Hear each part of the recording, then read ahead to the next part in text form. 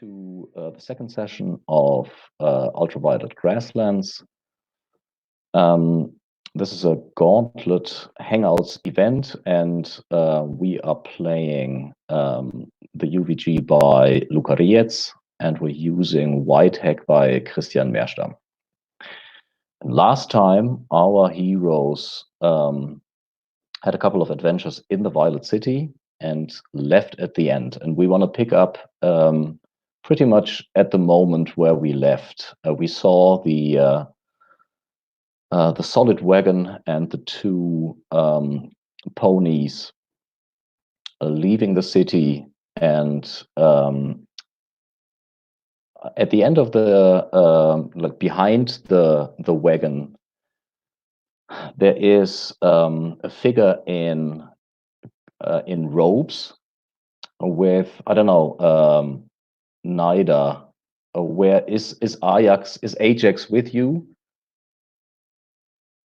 Oh, we just lost Pocket. So that is one figure, the figure in robes with probably the butt of a rifle sticking out of her robes. And then next to her, we have, Satrap 88 then. How do they look like?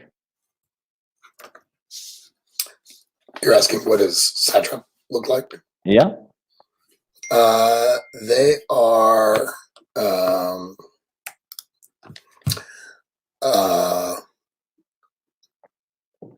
walking briskly behind the wagon. They're using their staff kind of as a walking stick. They are a little what's the right word? Kind of finicky about their suit, and they keep trying to knock the dust off their pant legs. I think fastidious is the right word about their suit. And I think the suit is pretty colorful, golden, if I remember. Yeah, gold with purple blazes on it.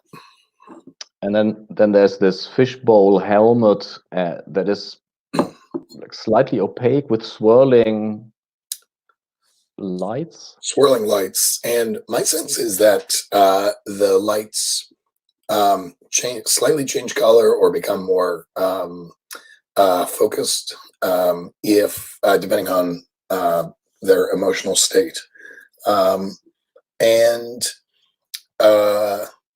they're excited but trepidatious, so they are sort of very concerned about what they might encounter along the way. And so anyone who knows Satrap 88 knows that the lights that are being displayed at the moment convey a certain amount of anxiety.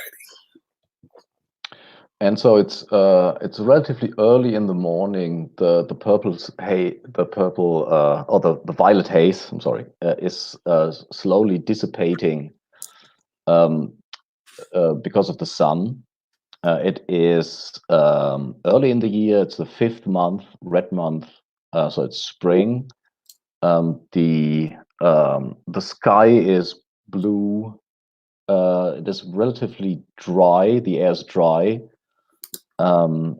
You can smell ash in the air, and you can see like the very gentle. It's more or less a plain landscape, grass landscape. There are like very few trees standing, single trees isolated in this empty landscape. And you can also see like the foundations of old ruins, obviously buildings from the long ago that had been crumbled by the eons. Next to Satrap, as I already said, is a figure in, I don't know, like the dark robes. How does Nida look like?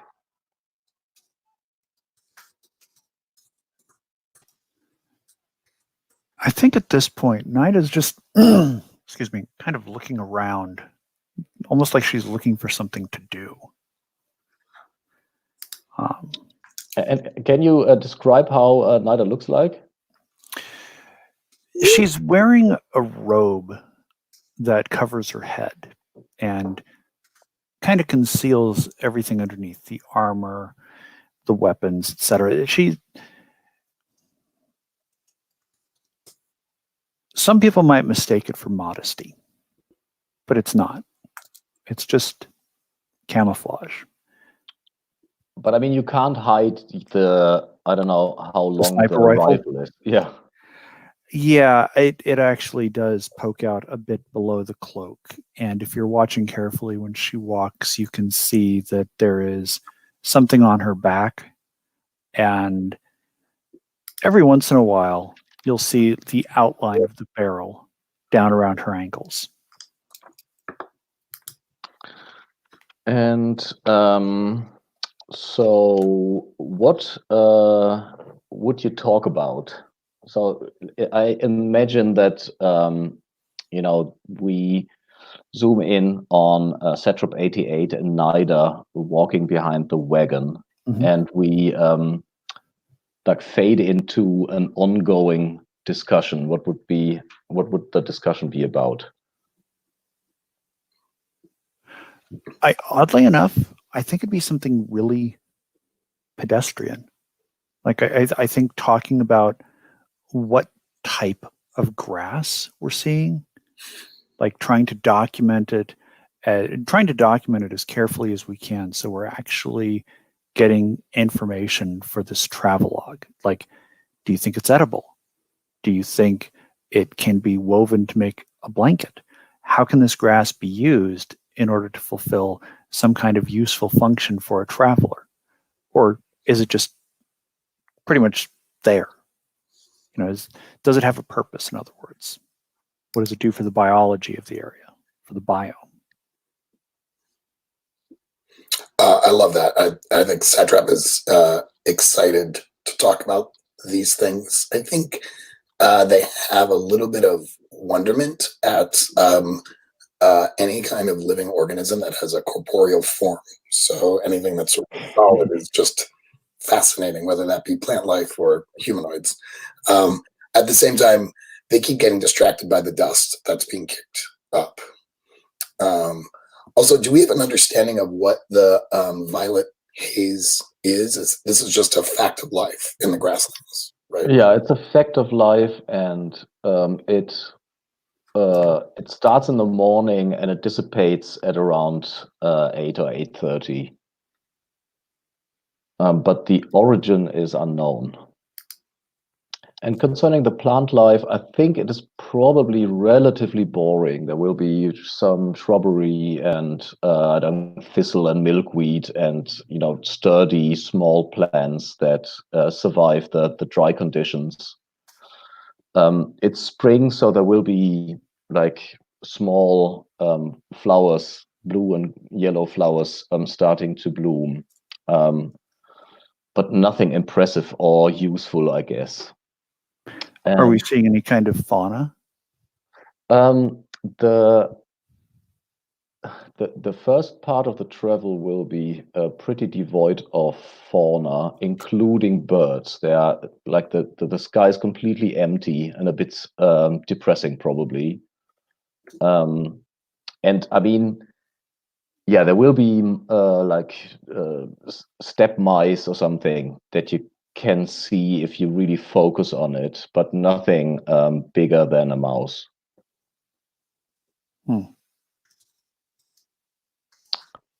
And I think this is when the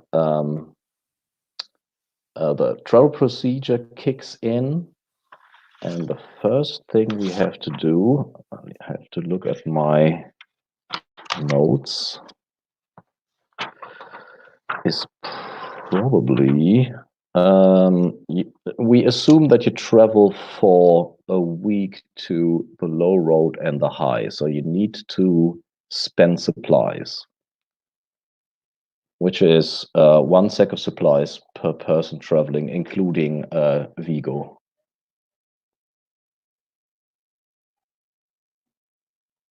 And Then the second thing is one player rolls on misfortune.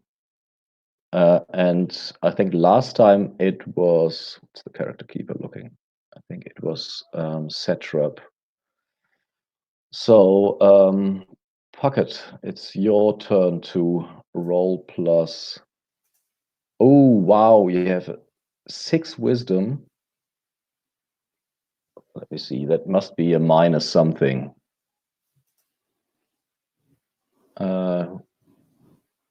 Dennis, you are the old school gamer. What is the D&D modifier for a 6? Must be -2. You're muted. Still muted. Whitehag doesn't have modifiers.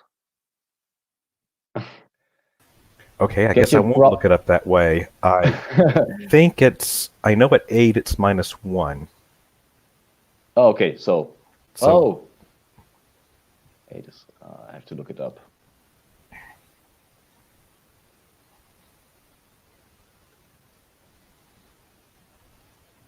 Let's see, ability scores. Yeah, 6 is also -1. Okay, so D20 -1.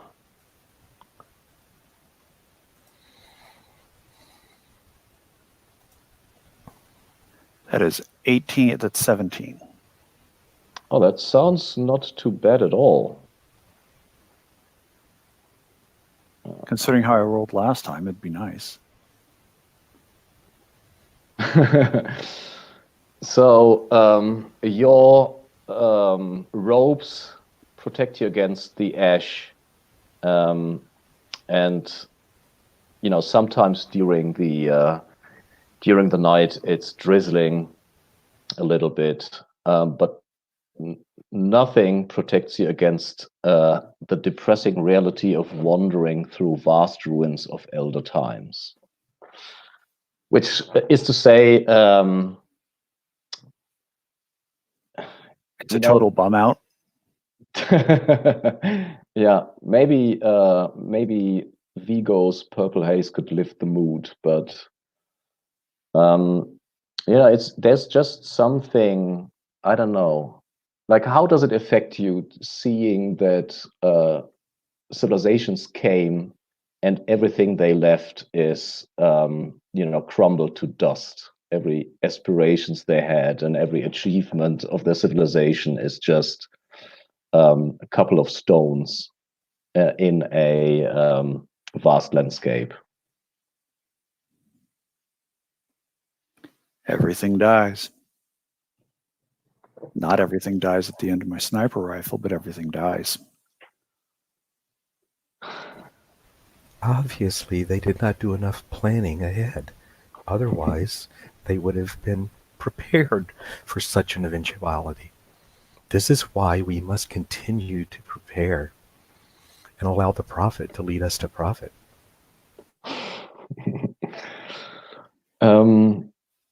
Yeah, I think obviously all the characters cope differently with the week of travel. But we, yeah. In a weird way, it's kind of majestic because these ruins suggested something massive was there. So,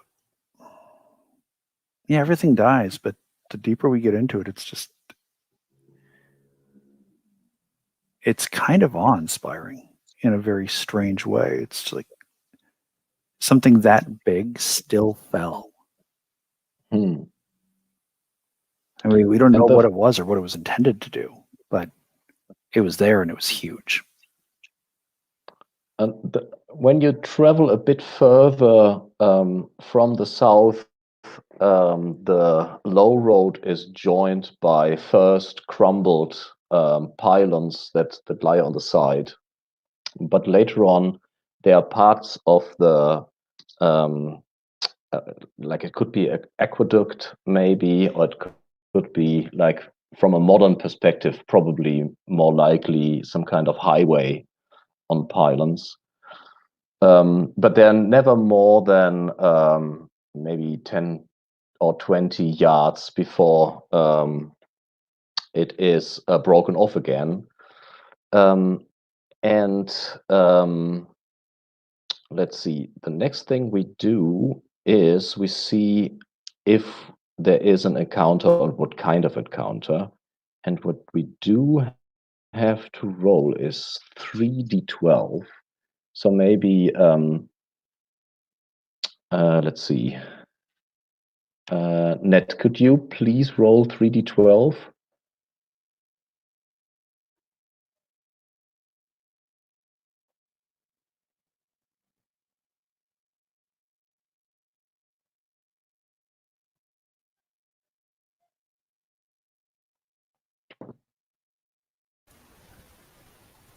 I might have rolled one too many there because it was like a d20 got rolled somehow, but the 3d12 looked to be 21.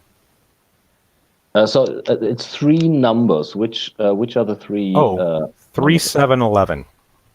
3, which is it's close. 7 and 12. 11. Oh, sorry, 11. All right, and I need to roll. Let's see, a d8. I think. Okay. Is that a d8? No.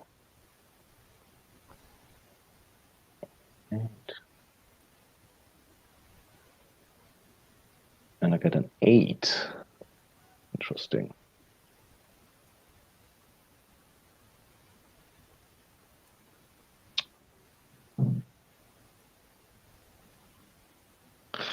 So at the end of your travel, maybe the 5th or 6th day, in the evening, you have not spotted like a good place to camp, and you hear from afar, from not afar, from maybe 100 yards or so before you down the road,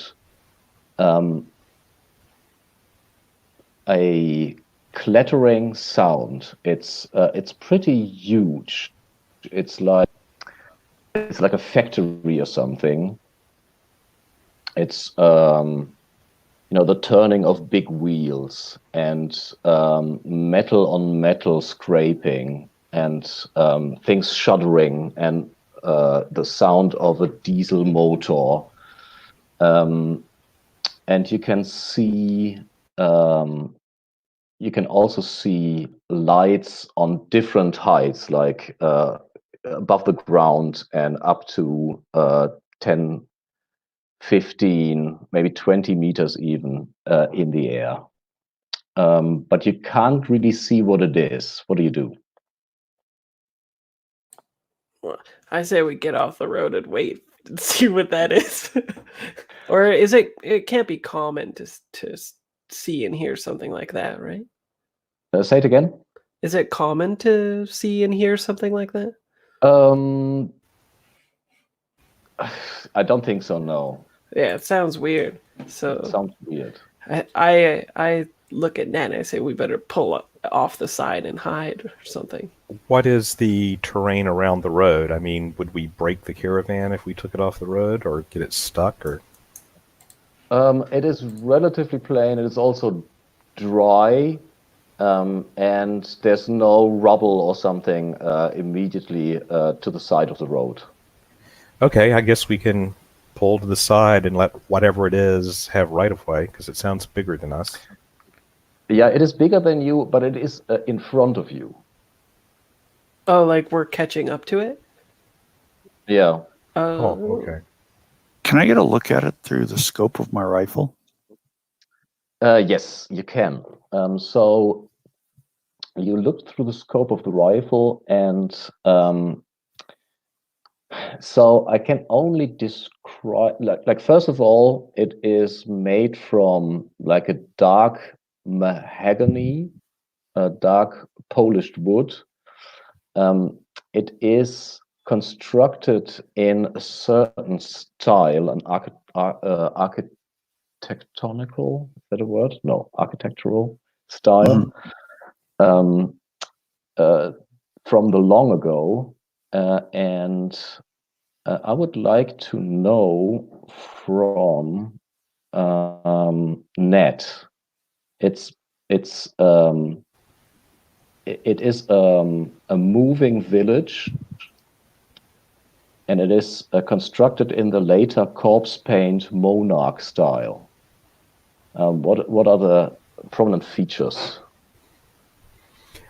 They have a lot of almost, imagine something that a group of crows or something like that would make. It's all covered with shiny objects and things that are out catching the light. You know, it's designed to attract attention from anyone who sees it, and they use the brightness and amount of these as a symbol of their wealth or prestige within their tribe or whatever. There are also like small towers and balconies attached to this huge, like Baroque construction, and they are moving on these gigantic wheels of different sizes, actually. And as Dennis said, there are mirrors and colored lamps hanging from this construction on different heights. And through your scope, you can also see that on one balcony there are figures standing, and they seem to move to a rhythm, like they're probably dancing. Does any of this strike me as anything remotely hostile? Does not strike you as hostile. Okay. I'm going to shoulder my rifle again and relay what I've seen to everybody else. I've changed my mind. Maybe we could hitch a ride on these people. Are they heading toward us, or are they kind of heading away? They're moving slowly away from you. Okay. So if you would travel at normal speed, you would catch up to them pretty quickly. Should we see if they want to trade? Perhaps they can give us knowledge of the area, or perhaps they have items to trade.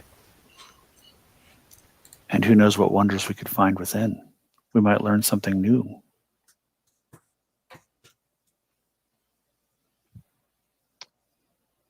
So you try to catch up with them? Sure. Yeah. See, let's grab a couple of names.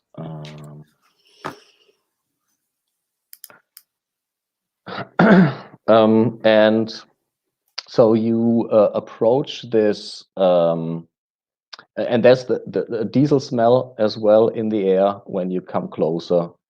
And over the rattling of the diesel, the huge diesel motor, you can actually hear music. And I think Nida might even know the song because it's a Yellowlander folk song. That's something I haven't heard in a while. And when you approach even further, then there's like a spotlight that sweeps over the street and catches you, and then turns away. and so probably people checked who's approaching, but you don't strike them as a danger to them.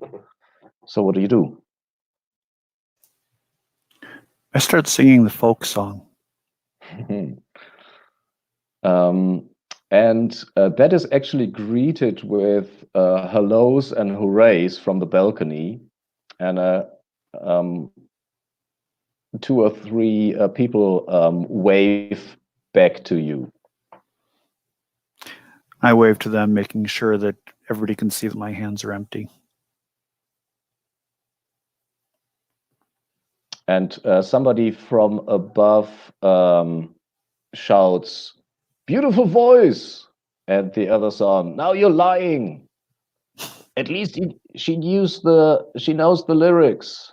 Well, yeah. Come aboard. Have a drink. Thanks for the invitation. Don't mind if we do. And they're actually You had me a drink.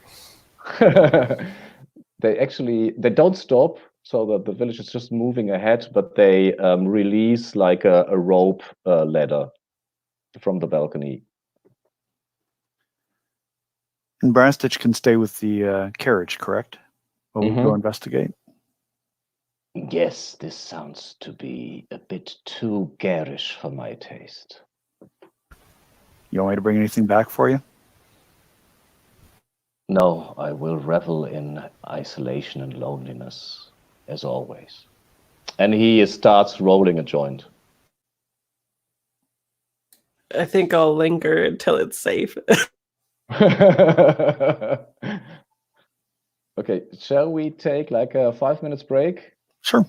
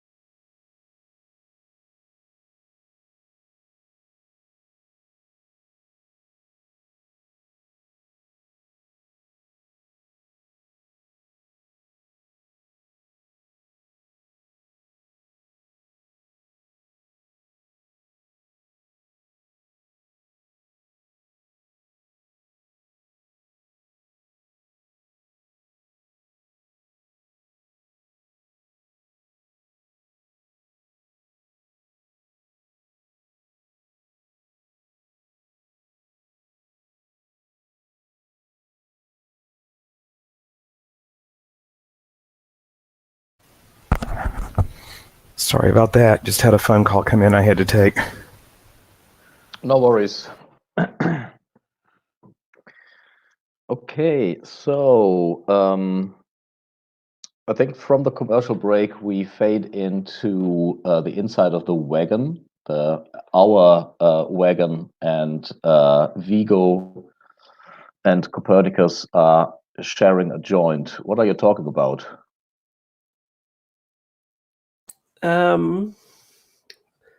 I think maybe I'm explaining my physiological changes to the drug because I'm like a gas.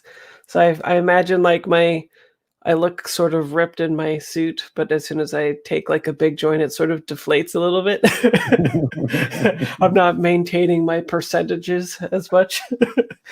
And so I'm just like, yeah, I look physically more relaxed than typically like uptight, I think.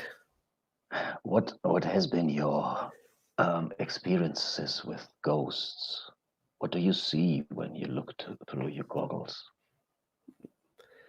I haven't attempted to look through them because, well, I have looked a few times and seen nothing, but I fear what I will see soon because I have inherited a few memories here and there of my father, and his visions have shown me that it is not something to desire to see the dead walk. Oh, every journey is accompanied by the dead. I have no doubt. And the memories you're looking for, what are they about? You could say they're about preventing what we are walking through now. I fear my people will become as desolate as this grassland. I see.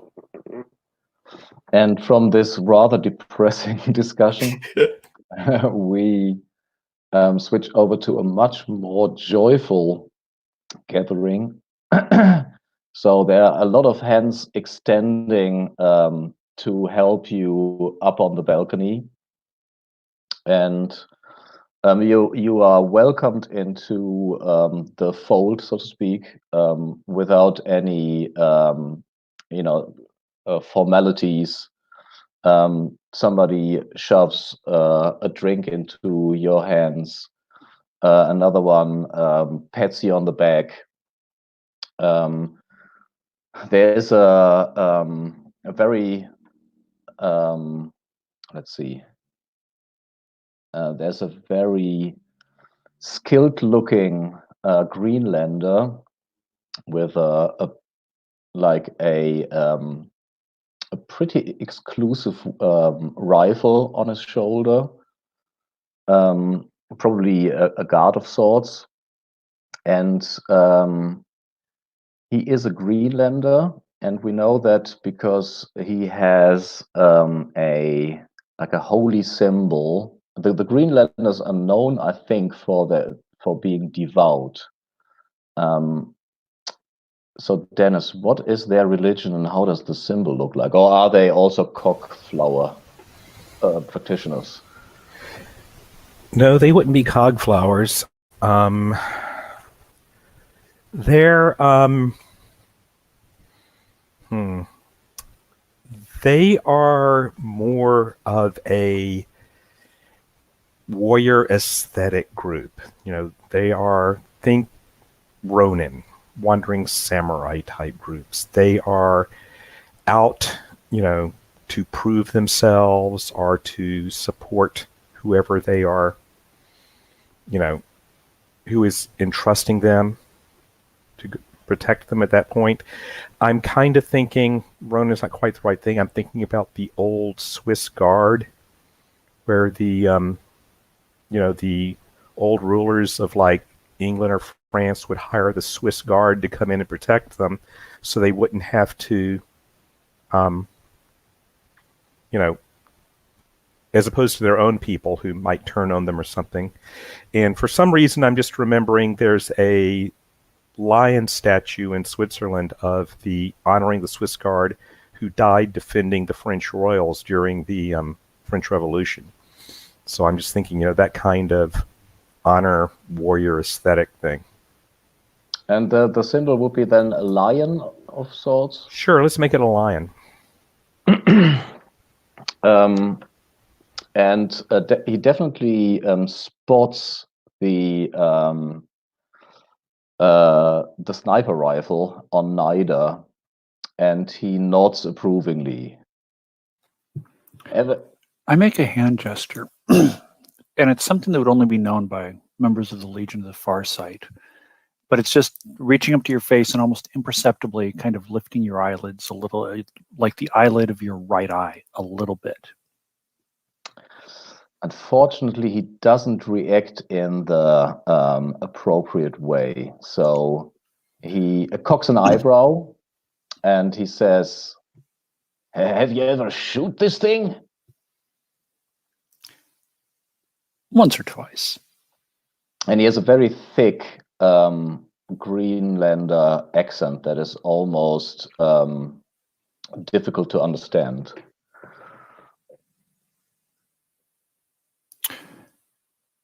How well do you shoot? Say it again. How well do you shoot? Well, very well. That's why they hired me. How much do they pay you? I'm something of a wanderer. I go places to see what's there. Well, I have to say, these are, good folks, good people.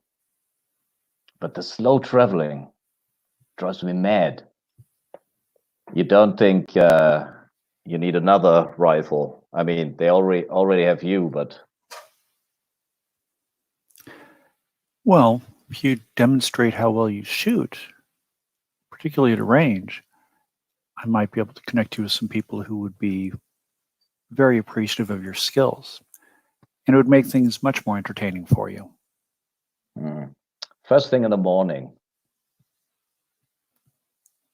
It will be done. So there's a lot of mingling, and people sit down and others dance. What is Satrap 88 doing?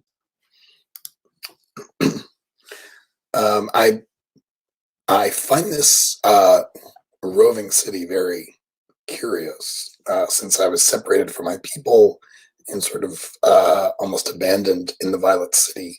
The idea of a city that can move, I think, might be a little surprising to me. So I'm wandering around just trying to pick up snippets of a conversation, almost like I'm taking Naida's assignment a little too seriously and trying to record or capture just about anything that I can hear. My hope is also to pick up any conversation of people who have seen others like me or who are familiar with the Black City. Mm-hmm. And so you wander inside the village. Yeah, I'm kind of just wandering up and down the streets, as it were, and it's just one giant Mardi Gras party. Well, inside, so the next room from the balcony is some kind of a salon, I guess, a salon, with like cushions and what is it called? These where you sit on like plush things. And small tables with tea and coffee and obviously alcoholic drinks. And it gets quieter if you get inside. It's not Mardi Gras all the way through the whole village. Inside, it is actually it has a more claustrophobic feel, but it's not as wide open as you would assume a village should be. Everything is paneled in these wood panels. There's lamps of different shapes hanging from the ceiling. And I think that we kind of lose Satrap 88 in this labyrinth. What is Ned doing? Nat is going to be circulating among the people, trying to find, or the inhabitants, trying to find basically intel. Looking. He's always looking. Or they are always looking for business opportunities, trade goods, that sort of thing. Just trying to get information on where they're going next, what's it like, So I think we find Ned then in the salon next to the balcony, in talking to another Greenlander who is unarmed, and she's called Col de Jus. She has introduced herself, and we fade into a discussion about trading goods, and she says, "Cat coffee, very, very interesting.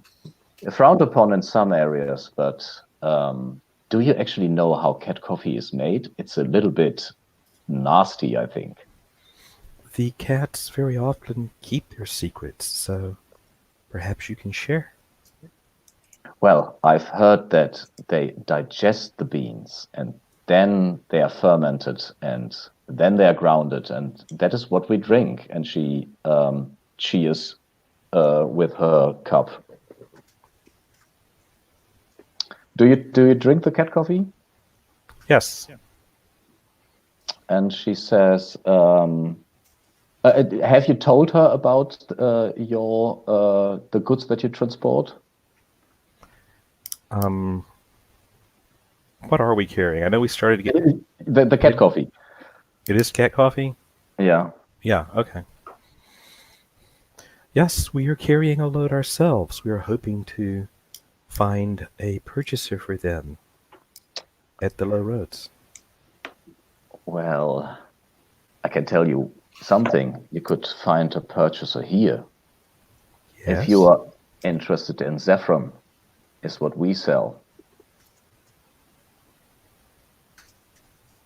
We could very well be. Do I know what that is?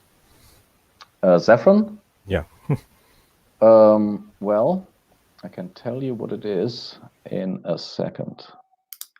It's not saffron.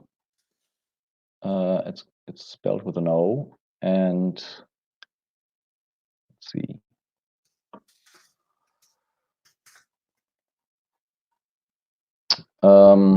A mind-altering spice made from the Yellowland saffron plants, more valuable out west.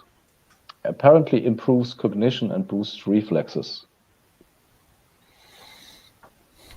Yes, that sounds like something we would be very interested in. Perhaps we can make an arrangement that will be mutually beneficial to both of us. Well, so,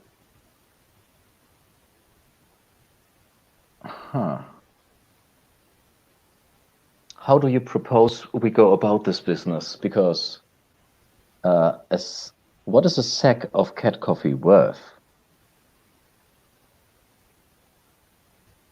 I think it's look that up real 2,000. quick. We had it somewhere. If I remember correctly, it was 2,000 coins because we were at 3710 and now we're at 1710. After yes, you're correct. I'm looking at the trade goods now. 2,000. And a sack of saffron, I'm afraid to say, well, here it is about 1,500. But if you go out west, it will be worth much, much more. If you have the patience.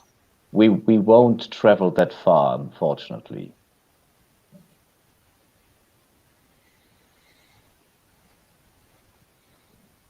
So what do you think, guys? Do you want us to do long-term or short-term? Depends on how far out west we have to go to get the money back. Yeah, we probably wouldn't get it back in the first stop because that's literally next door. That's where they're going.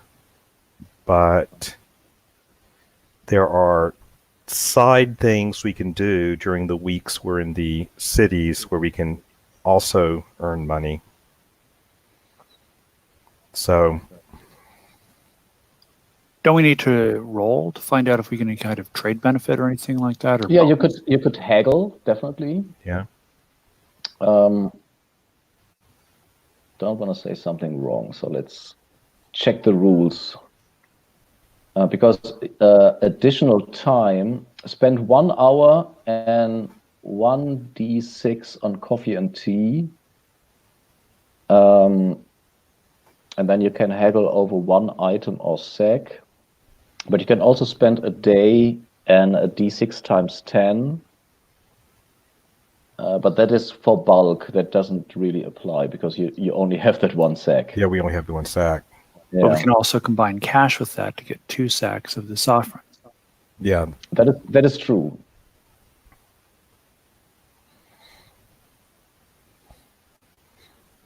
May as well try it. I mean, we're heading the same direction. Do we want to we're stay heading for a day and like just nose around the place, see what we can learn, give you plenty of time to haggle? Yeah, if you would travel together, you would accrue, is that a word? Yes. Extra days of travels on top of the week. But unless that accumulates to another week, there's no real bad things happening. But these days can add up to another week, and then you would have to spend another sack of supplies. Exactly. But obviously, traveling with a huge village would provide you with security. You could resupply, for example, if you want. If you want to. Right. Sounds like a plan to me. Sure. So, satrap, like the haggling obviously goes on between the two. It's like a chess game between master negotiators, and I think we go back to satrap 88. You find a room that is has obviously been decorated like some time ago by either another satrap or somebody really knowledgeable about your culture. What in the room gives you the impression? Well, as beings made out of light, we are preoccupied with crystal forms. And so I would imagine that it's actually not super colorful, but there are crystalline structures that are almost kind of embedded in the walls. And it reminds me a little bit of a home that I knew probably a long, long time ago, or at least it's sort of what I had constructed in my mind as a home from long ago. Satraps can actually download their personalities into a crystal and reset them, I guess.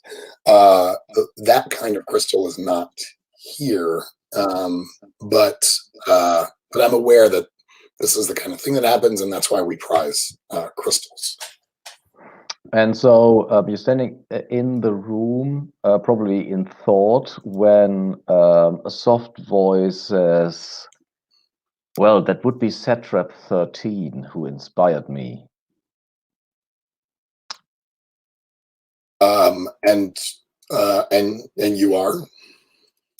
Well, my name is Bagaglio Misto, and I'm some kind of healer, the healer of this village. We have, and the person you're talking to is probably a quarterling, or definitely has lingish traits, smaller than even Edgar, the Blue Lander, with ears that are almost sideways. And what other linguist traits does he have, Dan? I think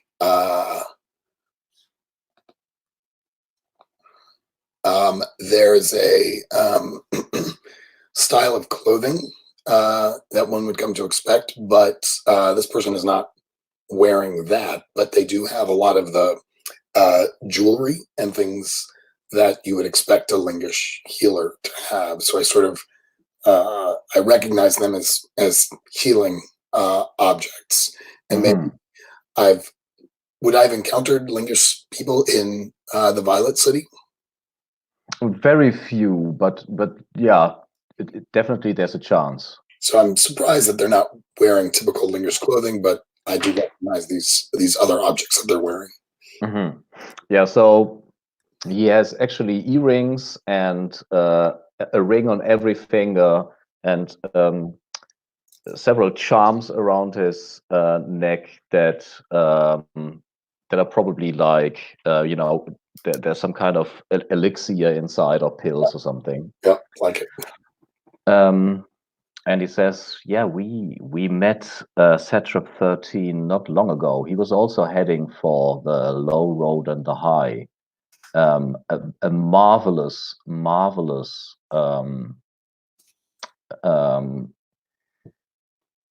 experience if you have the chance to get inside his clockwork wagon. It is something that you will never forget.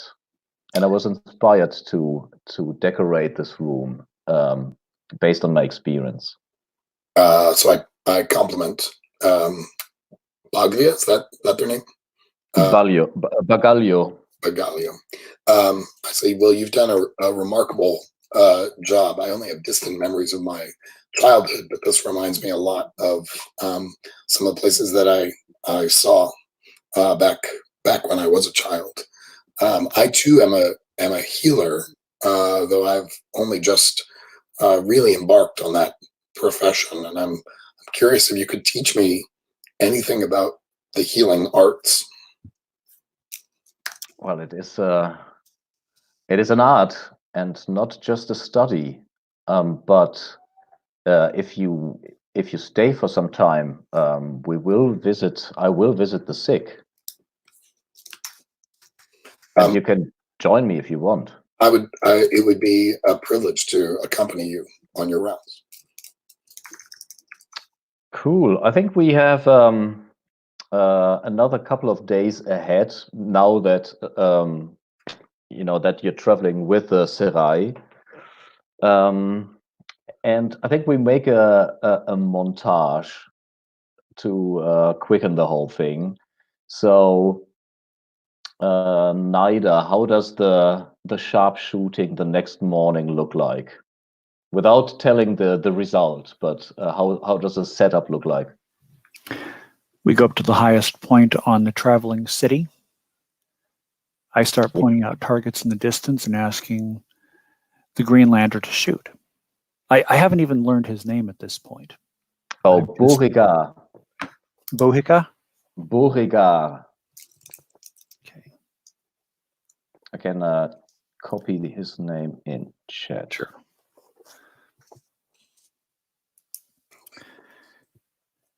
And at the same time this is going on, I'm asking Beauregard about the city.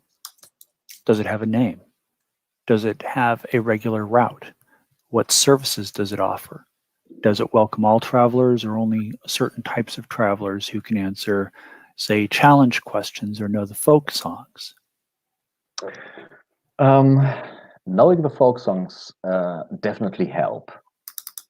But he also says that he regards it's called the Wandering Serai, that's their name, and he regards them as a bit naive in trusting strangers, and the purpose is Well, I don't think that the purpose is trade, but he says, what purpose does the village have?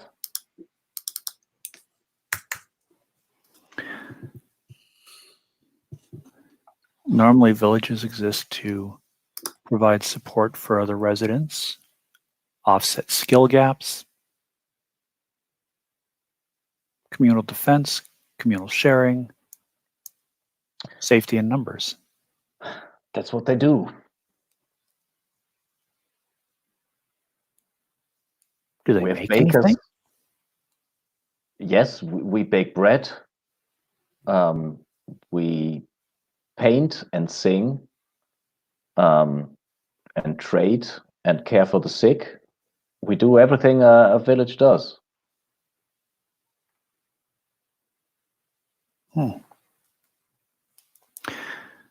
So there's no great or greater purpose to the village traveling. It's just a village that travels. You aren't looking for anything or trying to go someplace. They always traveled. I've never asked them for the reason why they traveled. You can relocate yourself if situations, and he looks at your clothes. You know, if the circumstances change, you can leave and take the village with you. That wasn't a choice that I had. If you know anything about my people, then you know what happened and why we wander. Oh, I know. There are lots of Yellowlanders here. And maybe they chose the village for exactly that trauma. I find that seems strange to me, because the custom of our people was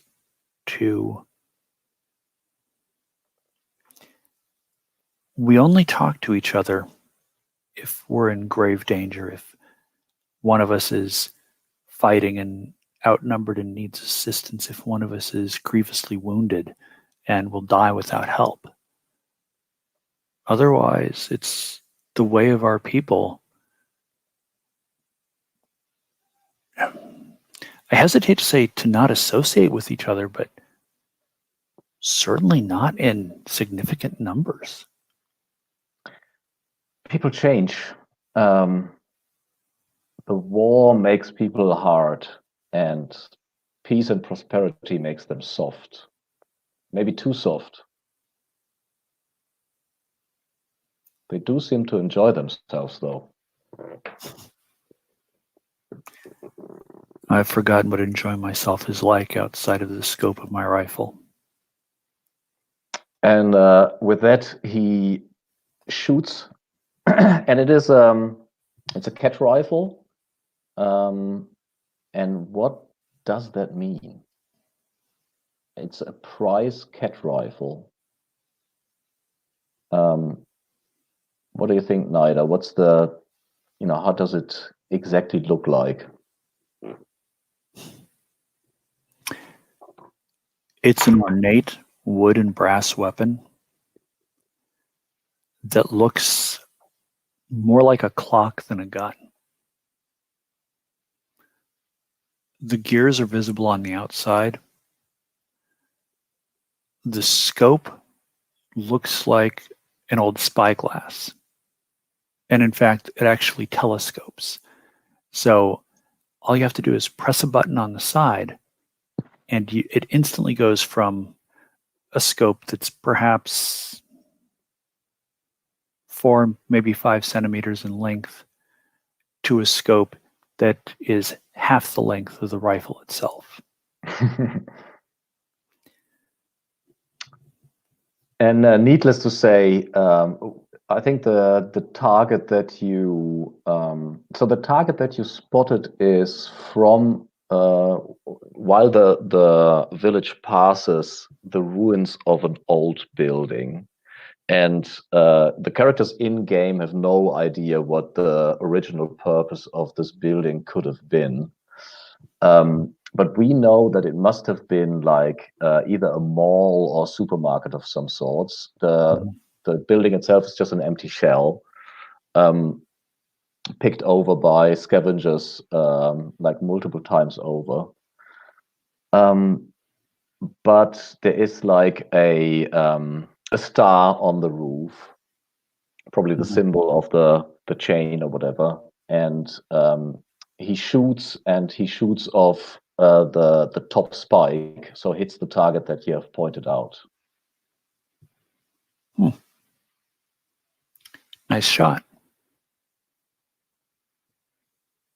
Half of it is the rifle, to be honest. Well, I think we can say that for all of us. Tell me, have you ever heard of the Legion of the Farsight? He takes like a half step back. I've heard of them. Aren't they like spies? No. No, we're all wanderers. And sometimes we accept contracts to make the roads safer. When there's, for example, a band of robbers or other predators, if we see a particularly harmful animal that jeopardizes travelers, we can take that responsibility onto ourselves and make the choice to pull the trigger. But above all else, our duty is to protect and render things as safe as we can whenever we see a problem that needs addressing. You see that he's pondering something, and he's deep in thought, and I think is where we move away. We will come back to this. You will work on him for the rest of the journey, and we will see if you are successful in what's it called, like hiring him for the Legion of the Farsight. And the rest of the traveling, what is Copernicus doing? Obviously, you're not stoned in the wagon for the rest of the journey. What are you doing? I think I try to find like a side hustle to feed my habit, maybe. Because I only have how much money do I have? I only have 30, and it costs like 20 for purple haze. I mean, Vigo is pretty chill about this. It's not that he wants to sell you anything, but you're more reliant on him being in the mood. Right. But he also plays an instrument, Copernicus. What does Vigo play? He's very often stoned and playing this one instrument, and he thinks it's pretty good, but it's not true. Probably it sounds like a flute then. Yeah. Everyone who plays the flute always thinks they're really good, but it's it's hard to be good. Yeah, I think it's a silver flute, very ornamental with engravings and everything, and small skulls and engraved chains. But it doesn't make his playing better. But the instrument is beautiful. Yeah, is it like designed to be looked at rather than played, or he's just not good at it? I think he's just not good at it. Okay. It's as far as you can tell, it's a good instrument. Okay. Sounds good. Oh, one of these nights, I think like Copernicus, he didn't want to use the glasses because it reminds him of the memories too much. But with purple haze, it numbs pain and emotion. So maybe he gets stoned one night and uses the goggles to see what Vigo sees. And so it's probably all the nights are clear, more or less. Like sometimes it's raining very slightly, but most of the time it's completely cloudless. And I don't know if any of you have ever been at the equator like far from civilization, and that is what it looks like. It's that the sky is just full of stars. It's incredible. Everything is full, and it's actually the night is illuminated by these stars, bands of these clusters of galaxies and everything. But you also see the fast stars, and the fast stars are stars that move around over the horizon in an incredible, like 10 times a night or something. And while you like looking through the goggles is a bit like when Frodo puts on his ring, like everything changes its character. You don't see any ghosts, but you are completely absorbed by these fast stars and their strange purpose. I mean, they are probably among the haze, some kind of myths about them. Which is it? What is it? Can Vigo see these stars as well, or just me? No, Vigo can see them as well. Oh, interesting. Okay. Yeah, maybe the myths are like sort of an astrological type thing, where like his grandmother and stuff like that could sort of recognize the patterns of the shooting stars, but Copernicus doesn't know about it as much.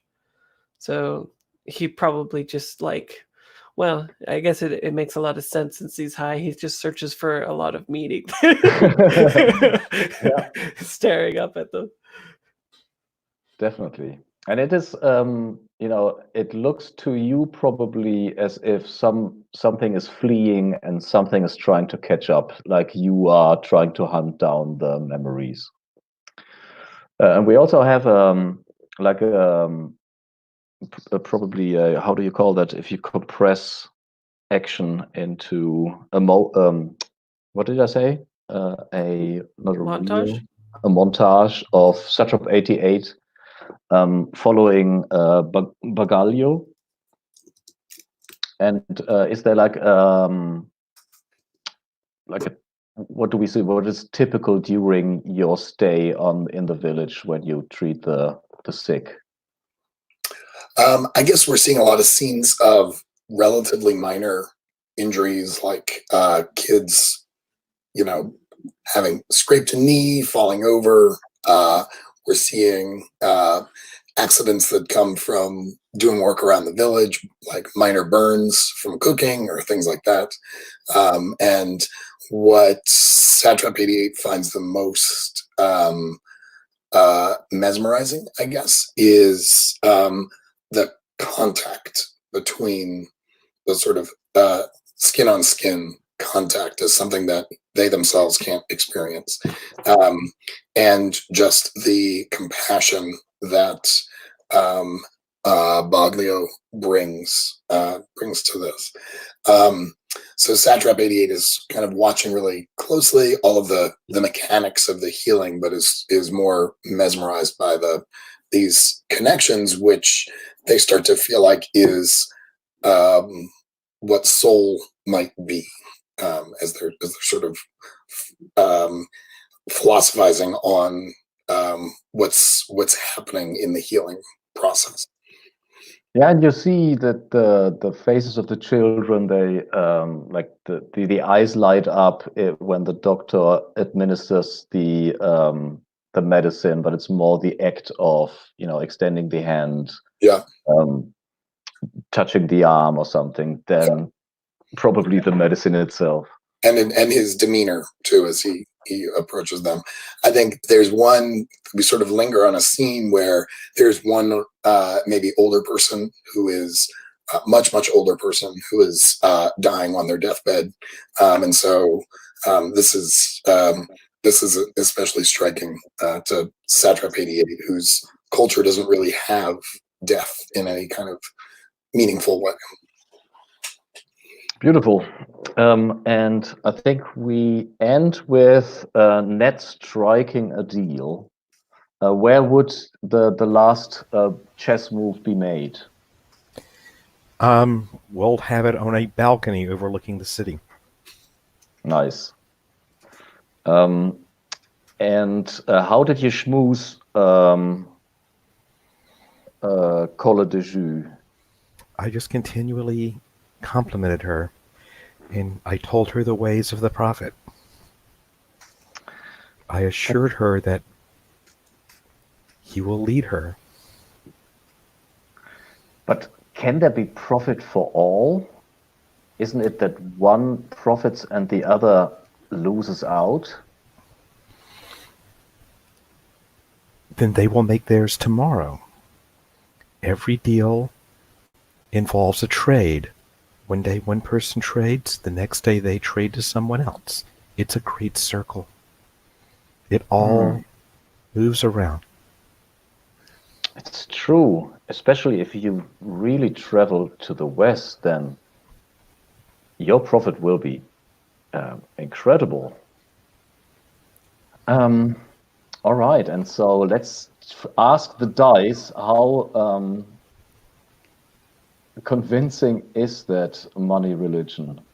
What do I need to roll? That's a good question. It is. You do have to. So, did you spend? Yeah, you spent at least an hour and D6. I mean, you want to sell the cat coffee and preferably get the saffron and something extra, maybe even. So you could spend a day and 1d6 times 10 money on, I don't know, maybe a present for her. Or you could just, let's see. And then you would roll a d20 unmodified, as far as I see. So do we want to smooth her a bit?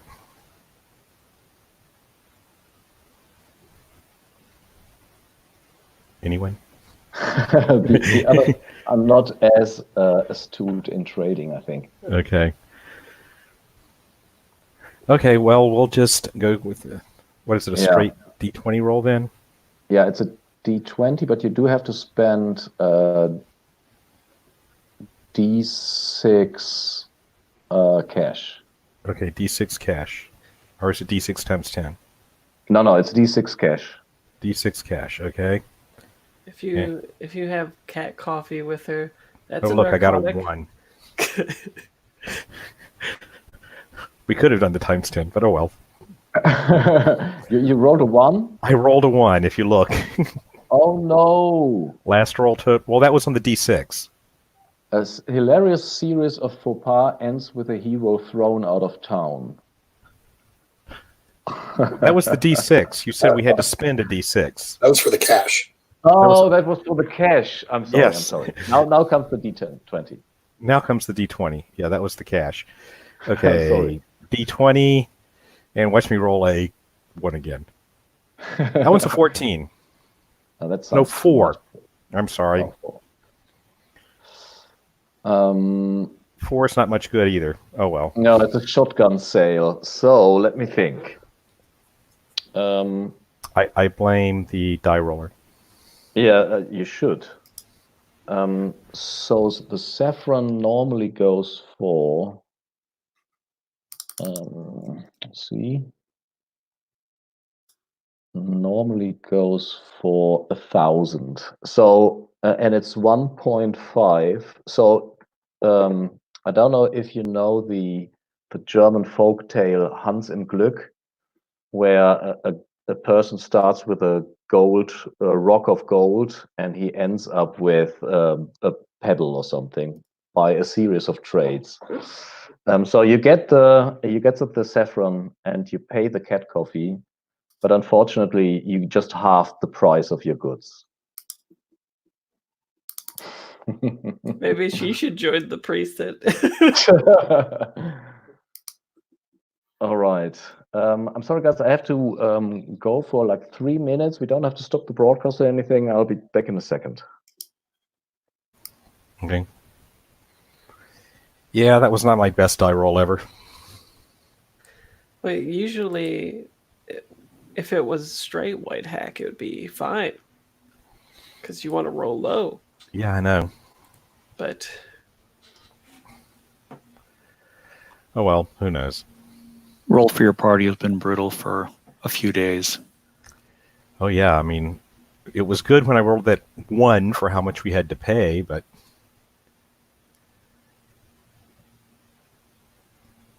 not the other one. anytime I use roll for your party, I want to be doing a roll under game. I always roll very low in roll for your party. So maybe in the long run we'll come out ahead. At least mechanically when we fight and stuff. It goes with the game.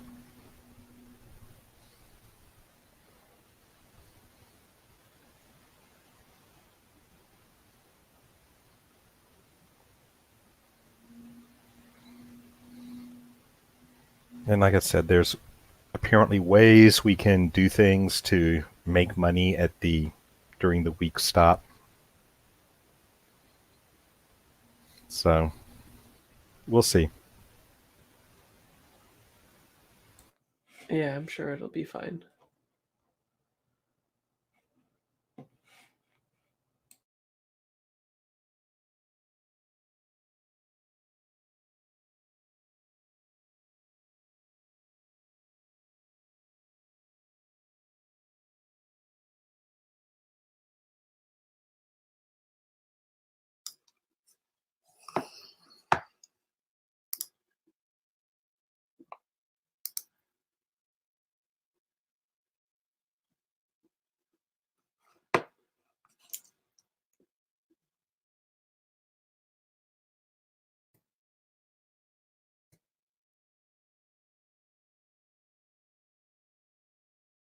It looks like cat coffee, if you drink a whole pot of it, induces sleep too. And restores 1d4 mental stat points. Funny thing is, espresso will do the same thing. If you drink enough of it, you get wired. If you drink enough more, you take a nap. Coffee's the best. And it costs the same as Purple Haze dose too. You can drink an entire pot though.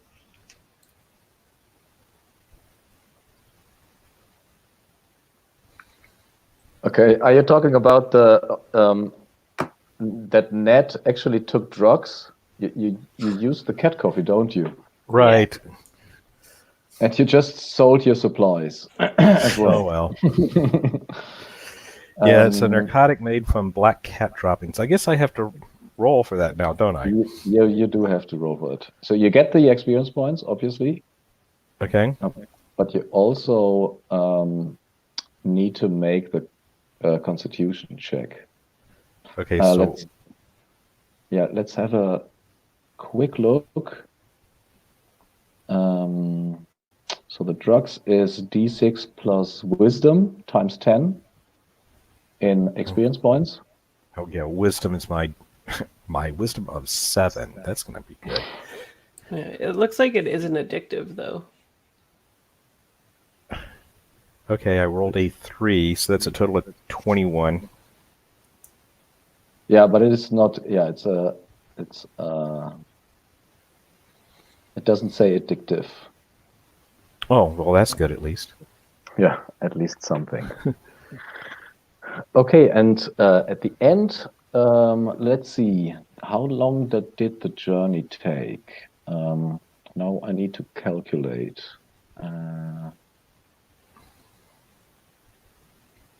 So the wagons, they are slow, aren't they?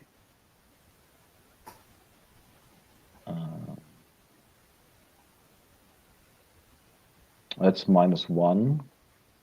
The village is obviously slow. Is another -1. There are no sick people.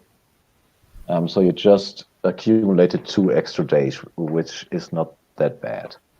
And I think we see at the end of the journey on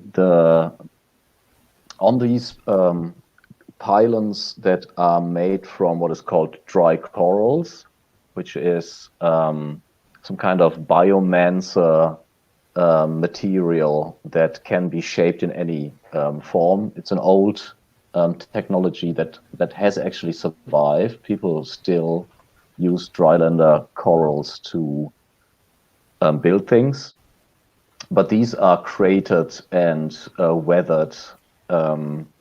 And in the shadow of the high road, you arrive at a what's it called? A caravansary? Is that a word? A caravansary? Yep. Yeah, I think that's the British term. What would the American term be? Like a car park or a trailer park, a campground. Yeah. So again, it is a bill like in the beginning. It was in the long ago. It had a different purpose. It was probably like the entrance of an airport or something. So you can still see the what's it called? What is it called? Where the planes start? The terminal? Yeah, not the terminal, but the actual airfield itself. Runway. Yeah. The runways, but they are broken up, and flowers and grass grows out of it. And the structure was probably made from glass in the long ago, and so all that is obviously gone. And there are some mud huts built around it. And let's see. And the wandering Sarai parks outside the terminal on the runway, and there's another caravan there at the moment, and so there's one caravan that gives the impression that you have to look out for them. Maybe they are dangerous, or maybe they are competition. Neither. What does make you think that there's somehow something that you have to have an eye on? Or for? 2 things, actually. They're heavily armed, and they don't seem to have much in the way of cargo. So they look like they're just trying to masquerade as a caravan. And I'd actually like to reach out to the Legion of the Farsight to find out if there's any information about these people. So, speaking of which, on the roof of this the mud hut that is attached to the former terminal, that sits especially ugly looking pigeon and moves its head in a jerking motion. Well, like not in that way, like normal pigeons do. Do I see anything around its leg? Definitely, there's something attached to its leg. Time to go catch a pigeon real quick. And the rest. So there's some kind of I don't know, the owner of the Sarai of the caravansary seems to reside in this mud hut. It has a tin roof where the pigeon sits on. There are a couple of people sitting outside on benches having a drink, and then there's this other rival, or not rival, but heavily armed caravan. What do you do? So we start with Satrap 88. Sorry, I was taking a note. What? I missed the setup there. Also, the setup is so there's this former terminal thing, which is a glass structure, so only the metal bits are left, and in front of is a mud hut with mud bricks and a tin roof, and it had windows at some stage, glass windows, but most of the panels are replaced by tin sheets. And there's a couple of people sitting outside on benches. There's obviously the wandering sarai that came to a halt and settles down, and then there's another caravan that is heavily armed, and they look like Redlanders.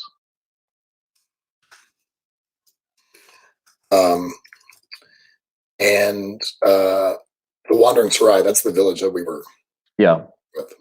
Okay. Is anyone reacting to the fact that a giant diesel-powered...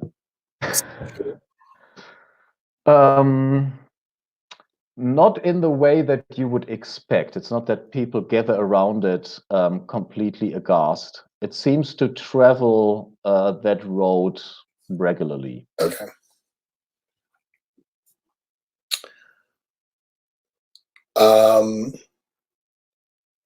And you said the owner of the caravansary is hanging out there? Yeah, probably he came out when he heard the diesel motor approaching, and he dries his hand on a kitchen towel and looks over.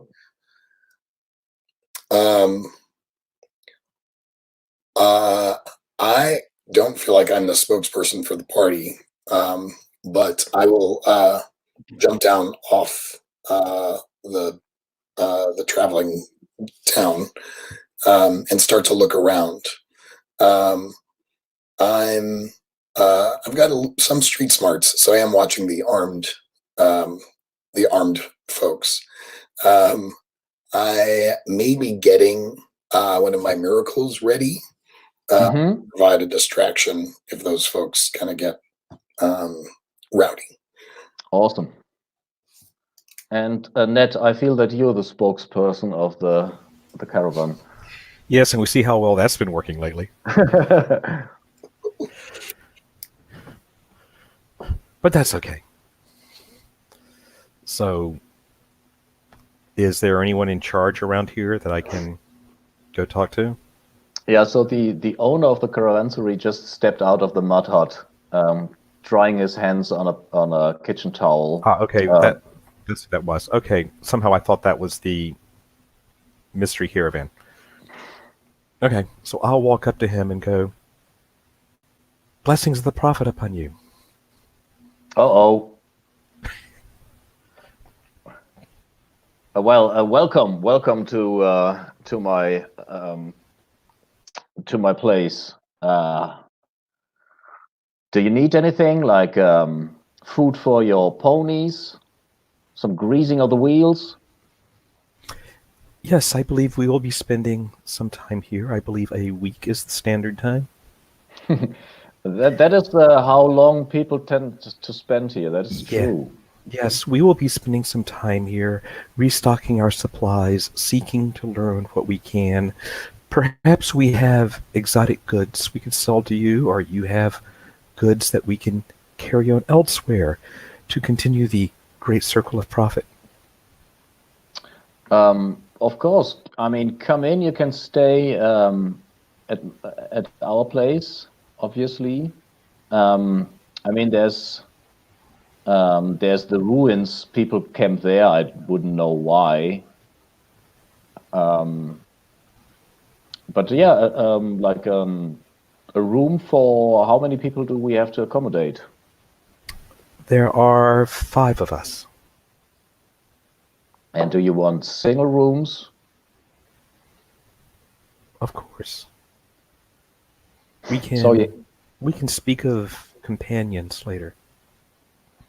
He hands you like 5 keys with like a wooden block attached to the ring, to the key with a string, and numbers burned into the wooden block with some kind of hot wire. You can also see inside the hut there are two like light bulbs hanging from the ceiling. The room itself is pretty dark because of the tint windows. And these light bulbs are in wired cages, and you assume that it's some kind of electric wizardry that he's using. But you can check out the rooms. They are dirty and small, and have like threadbare towels and so forth. And I don't know, Copernicus, do you want to do something like on arrival?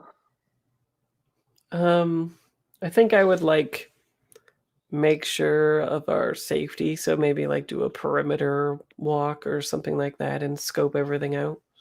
You definitely see that Satrap 88 is pretty tense about the other caravan, the Redlander caravan. And I mean, you can, let's see. You can definitely make like a wisdom check to get additional information. I mean, I can describe the opposite caravan first. Sure. So it's about a dozen or so Redlanders. They let's see what kind of, they have two auto wagons. I wonder, Copernicus, how do these auto wagons look like? Like, is it like wagons but without the horses? Is it more like an Oldsmobile? Does it resemble a car actually, or is it something completely different? Yeah, I think it would look something like a car. Or maybe like one of those really strange old trucks, like the old Fords, where like the flatbed is larger than most of the vehicle. Yeah. Yeah, I like it. But probably like a more steampunky version of it with like lots of gears and moving parts and like emissions coming out of the top and the side and stuff. Yeah, they have these exhaust pipes. But they have like very little concerning, they have no trading goods that you can see. They have a couple of supplies. What also strikes you as odd is that there are bundles of clothes on one of the and rucksacks on one of the flatbeds. But you can make a wisdom check for extra information. Sure. Nope, I got a 14 and my wisdom is 10. Yeah, so they do definitely like your you definitely get some kind of aggressive vibe from them. And then neither you, how do you catch the pigeon? Do you call it to you, or do you climb up the roof? What is the plan? Well, normally the farsight pigeons tend to stay on the rooftop, so I need to climb up there. But the good news is they're fairly well trained, so usually they don't fly away. So go ahead. No, I'm do you make any kind of like, do you try to conceal that you are on the roof, or is it like the most normal thing in the world? I try to go up the back side of the building to make it a little less obvious. And just to see if the Redlanders spot you, can you make I guess, dexterity check? Sure. What dice do you want, or what die do you want me to roll? A D20. D20, you got it.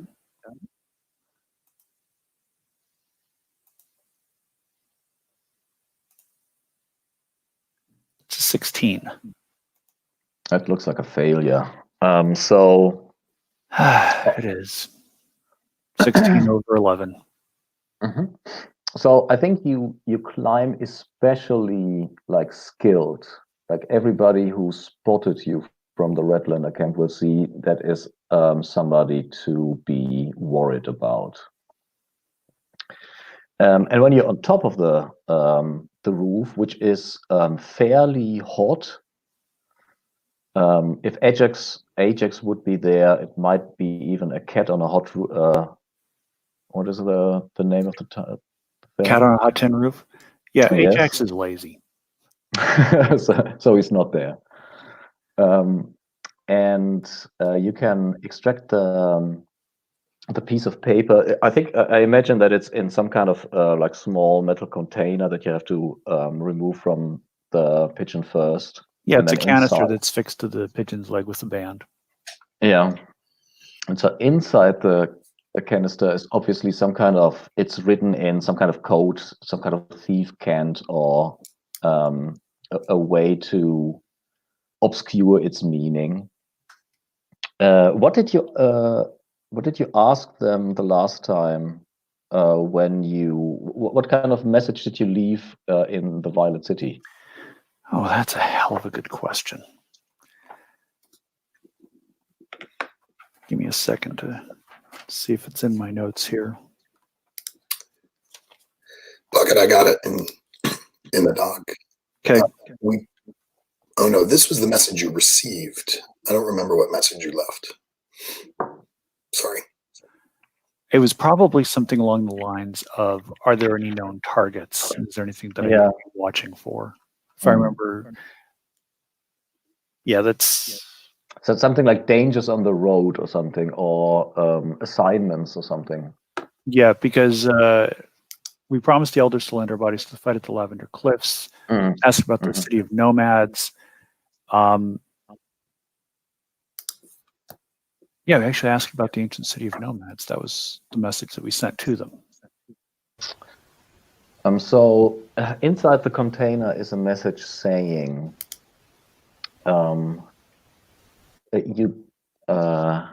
it says that going there is not without cost, and they can't order you. It is completely up to you to go there. And they also say that it is to the north. It is in the Blue Mountain, on the Blue Mountain Ridge, and then look for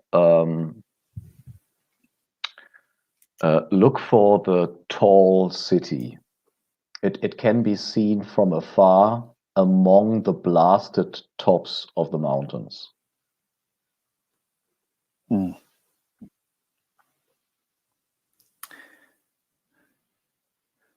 All right. So there's nothing about these Redlanders. I'm going to send a message asking about them in particular. Nope. But you can obviously send a message back now. Yep. No, that's what I was saying. It's like I want to send them a message, see how quickly I can get a response.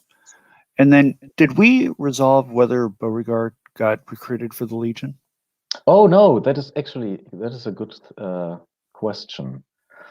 I think it is not difficult to persuade him, because the ethos speaks to him as a Greenlander. He's obviously, if we go with a Swiss Guard metaphor, he would be interesting to uphold the law on the road. You also showed your skills with a rifle. I think it is a trivial test, which is a D20, and you can subtract 4 from your charisma roll. All right.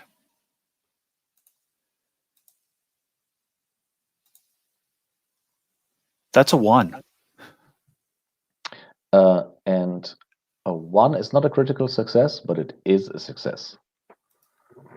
I think I don't know. Like he told you that he will join the Legion, that he's interested in, and he asked you if there's some kind of initiation Where does he have to go? How will they know that you sent him? Well, I need to put that in the message as well, don't I? Is the Sarai still around? Yes. All right. So I'm going to send the message back with the pigeon, letting them know that I recruited a new member and asking about these Redlanders. And once that's done, I am going to go talk to Beauregard and just give him a heads up that we might need some Overwatch support. All right. So I think we should engage a little bit with the mechanics again. So what you can do at a location is the following. Let's see. You can buy and sell. You can explore. You can do market research. You can carouse. And you can do all the camp actions that you could have done on your travel if the caravan would have stopped, which is forage or work for food. So I remember that Copernicus was wondering maybe to work to pay for his drug habit, care, ambush someone, hide in case you are pursued by someone, or study something. What of these things speak to you? I think that the biggest part is buy and sell, and explore, market research, and carouse.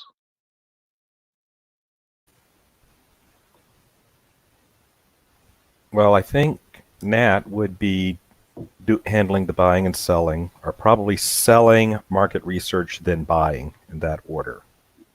Mm-hmm. And I think we're planning to go to the steppe nomads next. Yeah, steppe of the line nomads. Yeah. So he can do that. If you spend the whole week, you get information about 3 adjacent regions. Oh, cool. So I could spend my week doing that and basically get the next couple of places we would be going. Because, hang on, let me find the map again. So, well, that would get us Steppe of the Lime Nomads, Porcelain Citadel, and Potsherd Crater, which are Yes. the next 3 places. So why don't we do that? And what does anyone else think? Yeah. Sure. Okay, so let's see if I can recover anything from the disaster that is our sack of saffron. And then start researching those locations. I mean, I also want to remind you that buying VD crystals we established is especially cheap here. Yes.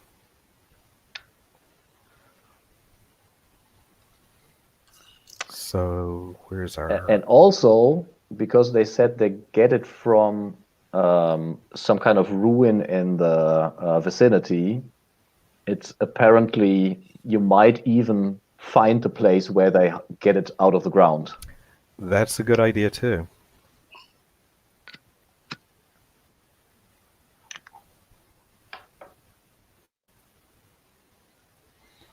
Well, I'm going to probably be tied up doing the market research and all. So does somebody else want to try the try looking around and finding the... I mean, I don't know how much I can do at one time. I don't know if I can do the market research and try to get information on where the crystals come from. I may be talking to some of the same people, so it may be something I can do both. So the exploring itself is actually going there. Right, so I couldn't explore, but I could find where it is. Yeah. That could be part of the market research. It's just yes, fair. Okay. So Copernicus is exploring. Who's joining? Or is anybody doing anything else? Carousing, foraging, ambushing? I have this weird idea, Fraser. What do you think of this? Maybe I sort of as a healer, feel like I need to treat your addiction. And so I'm spending. Maybe I asked the healer in the city about it, and Magalio.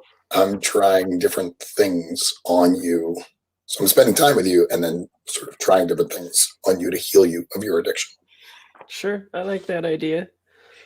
Tinkering on me. And Yeah. meanwhile, I'm like, where them ruins at?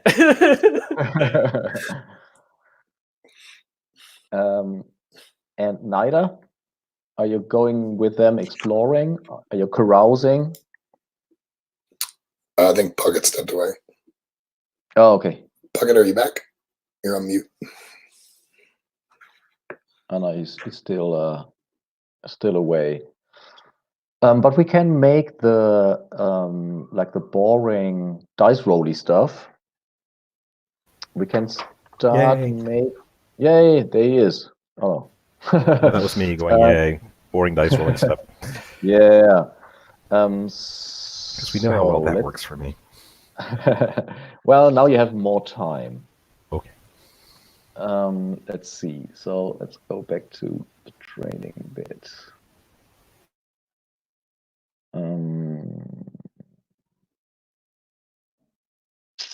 Where is it?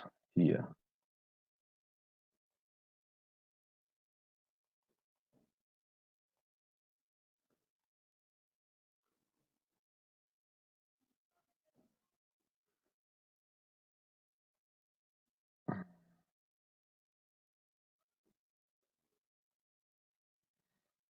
So there obviously isn't. There's not just the Redlander caravan and the Serai. There are pilgrims and travelers, and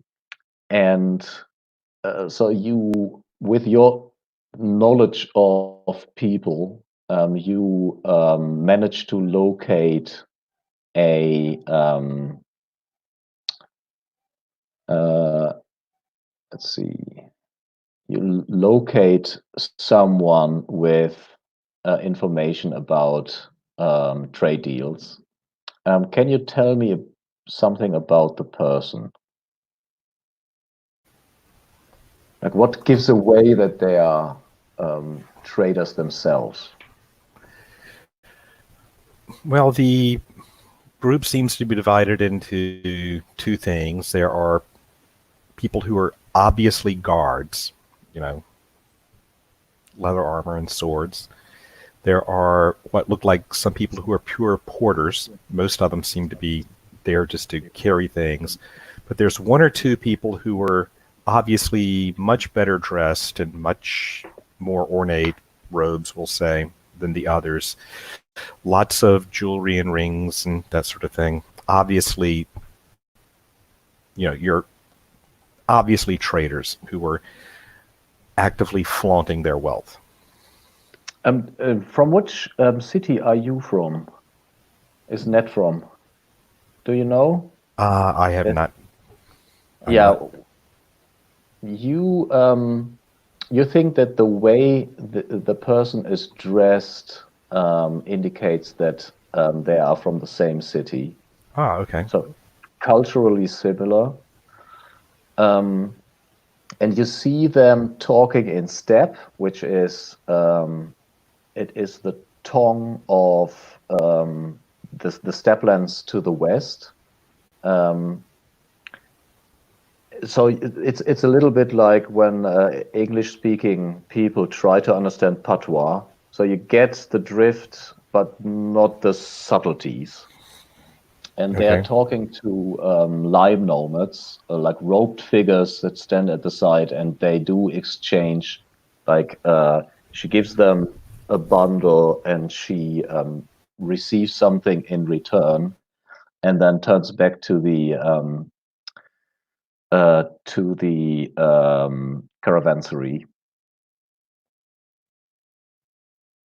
where you are. Okay. So I guess I will approach them. Yeah. And let's get a name. She makes the same gesture, Like your outfit gives away that you are a Cogflower priest, I assume. Yes, I have the emblem on a chain, and I have the white linen suit. And she is maybe a little bit older.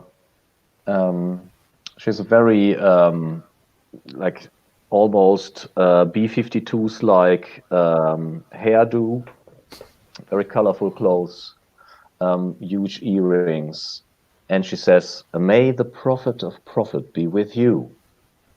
Yes, we are here on a journey led by the prophet, hoping to find our way across this land far to the west. Or to the east. It is the west. West. Okay.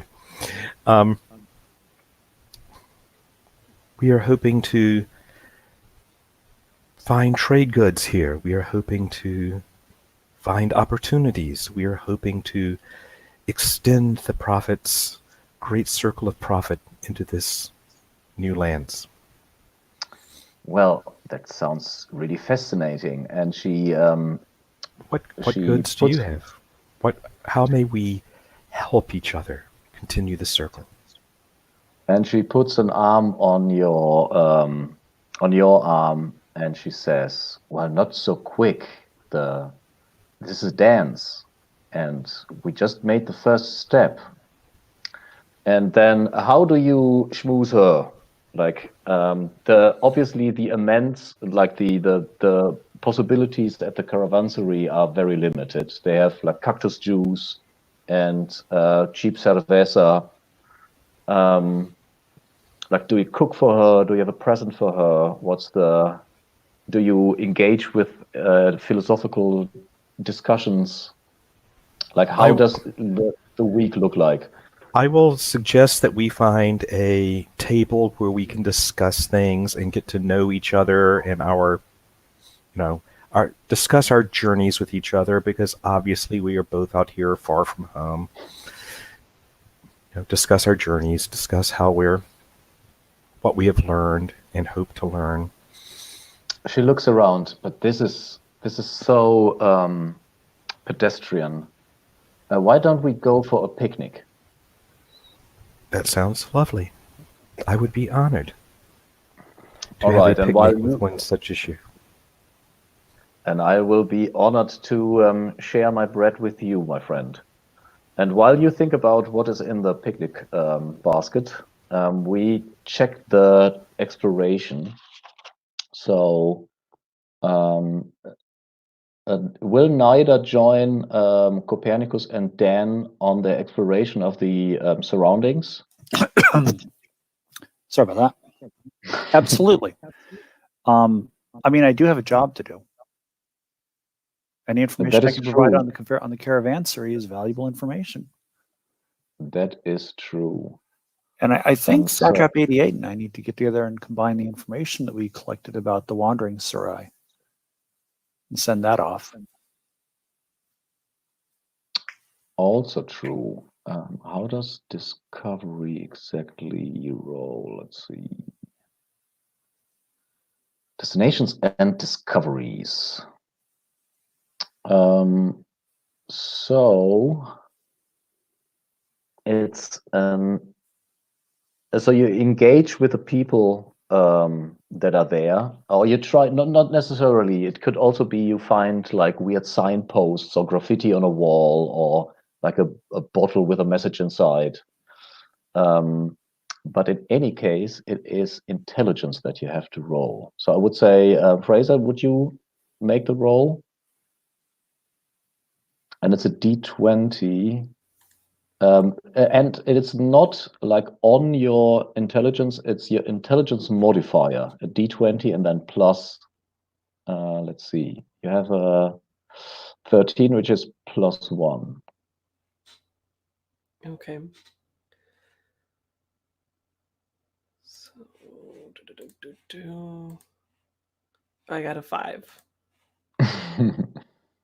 Dust and haze and broken dreams. That is all. Oh, but isn't low better? I know it's confusing and it's my fault. I wanted to use Nave in combination with Whitehag, but I thought clutching two systems together is even weirder.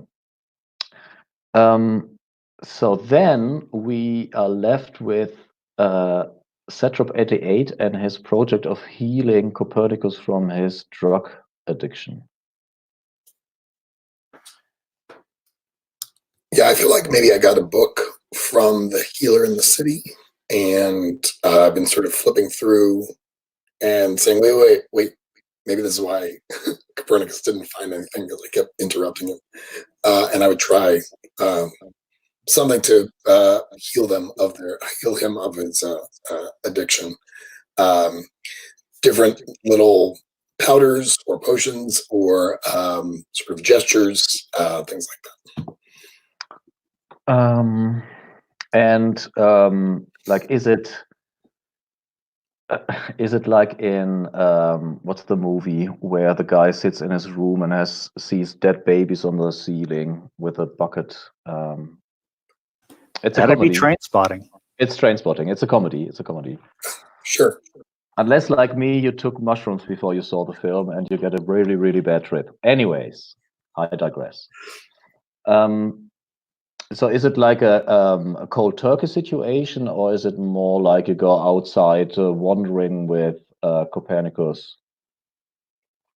No, I feel like this is like a sickness that I can cure. Yeah. So,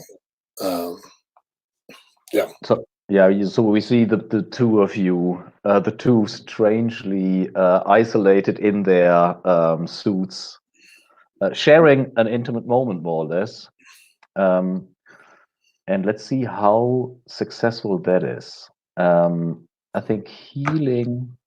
Now I have to look at the Whitehag rules for a second.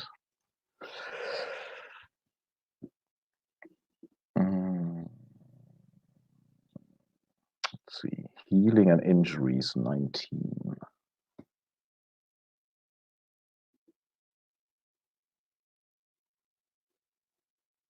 Poison and drugs.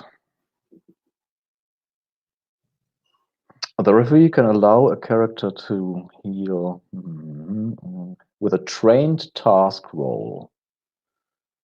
So if a trained task roll is if you have something written next to, in this case, it would probably be intelligence or wisdom. Yeah, but wisdom, and you have healer next to it. You can make. That lets me roll with advantage. Yes, that makes you roll with advantage. All right, so I'm going to roll 2d20.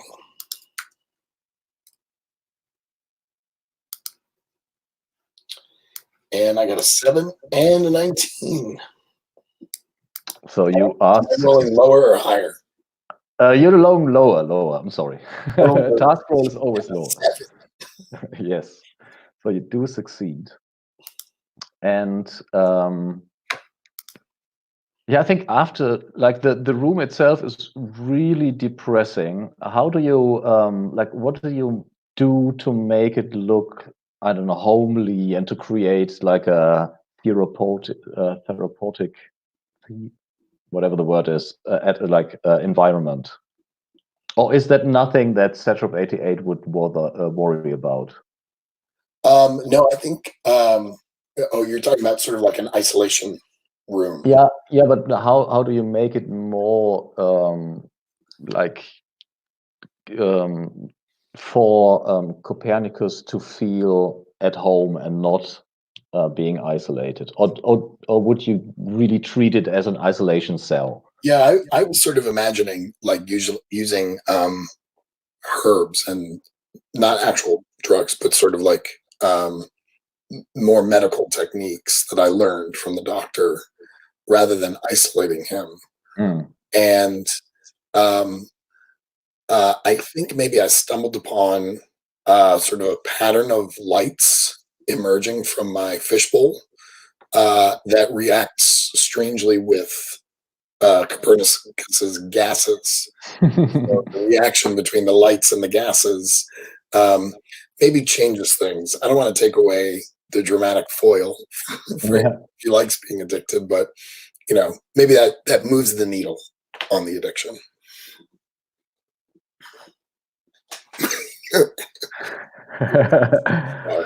And Copernicus, how, like, if that would be in montage, like, how would we see at the end that the therapy was successful? I think that I look like, as I began, like all muscly and stuff instead of deflated, and just like, yeah, more confident in step and less yeah, like it almost looked like I was lethargic and have come back from it, essentially. Yeah, with a new spring in your step. Yeah.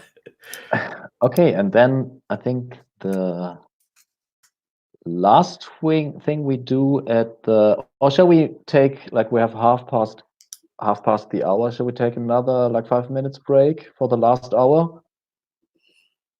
Sure. Okay, cool. See you in 5.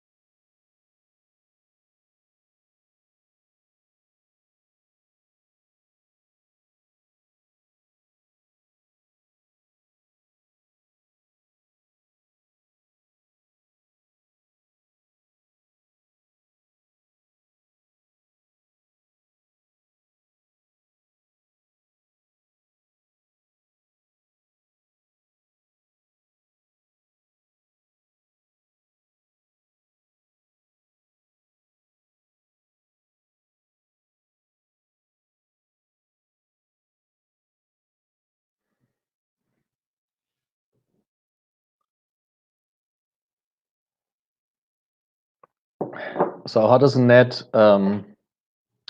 try to find a good picnic place, and what is in the basket?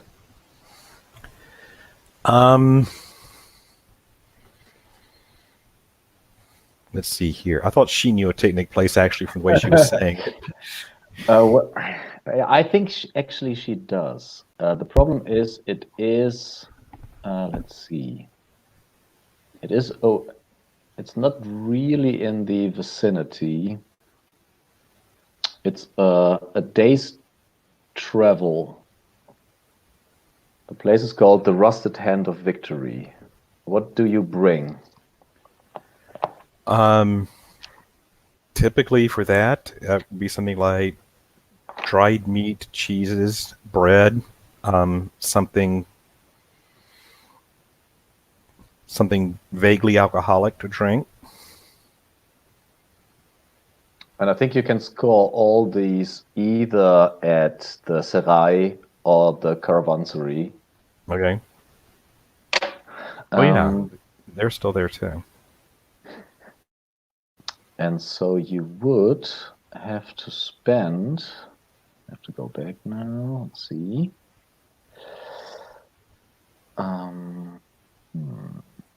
Trade goods. A week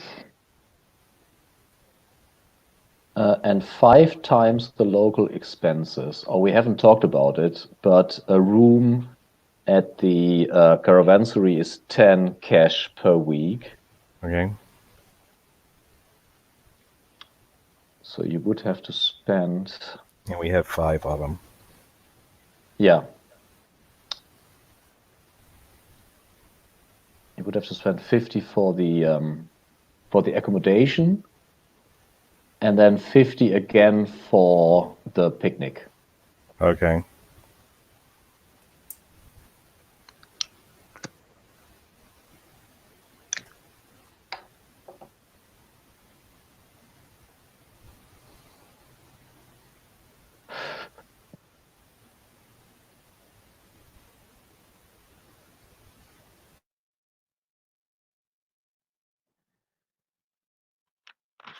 That comes out of the caravan funds, correct? I would assume yes, since it's for the caravan and the market research is for the caravan, unless somebody wants to. We still need to do our sell our saffron for whatever we can get for it, so we can see how much money we have. Or it's 1660 without the picnic. That just takes the lodging out. Okay. I thought it was 17 something a minute ago, but it was 1710. Okay. And we're going to, at the very least, have to buy supplies again. Yep, so that'll be another 50. Okay, let's go ahead and do that. 1610. Yeah.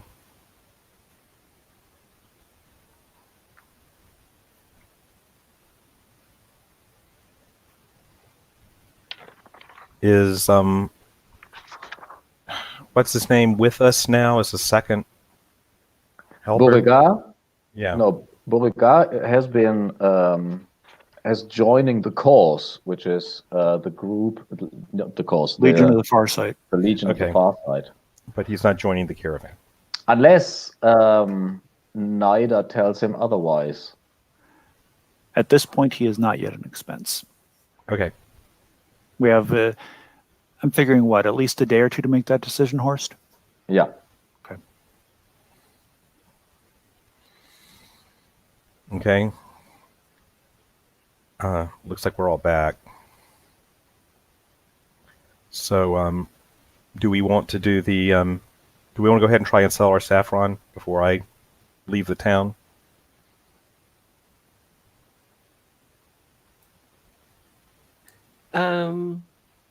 Will you be able to find out if it is a good place to sell it first? A better place, you mean? Yeah. Okay, we can do that too. I mean, we still have funds here. We're still at 1610, so it's not like we're totally desperate for cash yet. So arguably, you could buy the VD crystals here for cheaper than the market price. That's Correct. what you heard. But you can only make market research for one good. It's one good and then 3 destinations. So you would have to, you could, for example, ask her about the saffron price in the destinations or the Okay. VD price. I think that is how I read the rules. It's one trading good for 3 destinations. Okay, I can look at that. Sounds correct. I know it was 3 destinations. I just don't know if it was 1 per destination or not. Yeah, it's learn the local price of a trade good in a chain of 3 destinations. In a chain. Okay. So it could also be if we take the new map, that could also be like a destination behind the porcelain throne. Yeah, because they've changed that from porcelain throne to Porcelain palace or porcelain citadel. I'm porcelain sorry. citadel now. I guess they decided to be a little. I think they cut down some of their jokes when they did a rewrite. Zaniness, yes. Because there was something else I noted that they had changed. But yeah, we could do that because it looks like if we did decide to go over to the Potsherd crater, that we just have to turn around and come back. It doesn't look like it goes anywhere beyond that. Let me get down to the map again. Or was it 190? 59. 159, yeah. Oh, okay, yeah, but we'd be going in a completely different direction. That would, past the Potsherd crater, we could get to the last Sarai, yeah. Or Trail of Vomish Dreams. Would be, since we know we're going to the Steppe of the Lime Nomads anyway, let's just do Steppe, Porcelain, and Vomish. All right. Because otherwise we'd have to backtrack to get to Potsherd.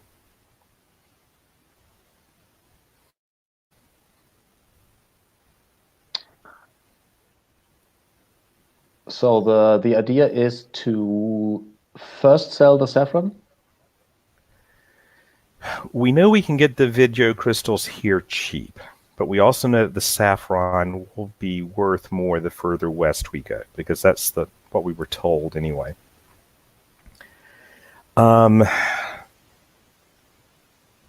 Maybe we should just stock up on some crystals here. Sure. Hang on to the saffron and just see what happens next. So normally VD crystals go for 500, and we know that if you really roll badly, the price is halved. So I say it's only fair if the price is 250 per sec. Okay.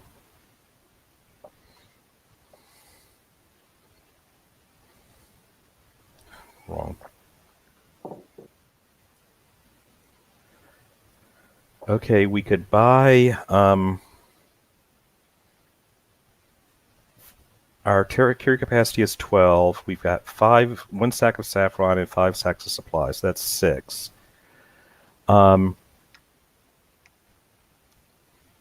Sorry to interrupt, but you could also buy, it's a caravansary, which means they also have mounts and beasts. Well, I'm just trying to figure out how to optimize our cash here. We can get 6 sacks of it for 1,500, leaving us with 110 left over. Which is enough for us to at least resupply ourselves at the next location. Even if we...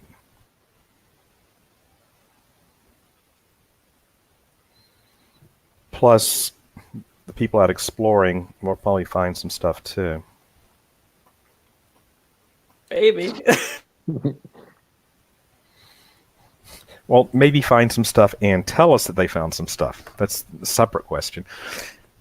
Yeah, maybe these aggressive other people will attack us so that we can take their auto wagons. That could happen too. Although I We really could need to roll ambush hit. them. I really need to roll my hit points at some point, but Just find out when you're getting hit. Oh, I'm dead. yeah, I'm thinking of it as Schrodinger's hit points at this point. So I just got hit. Maybe I'm alive. Maybe I'm dead.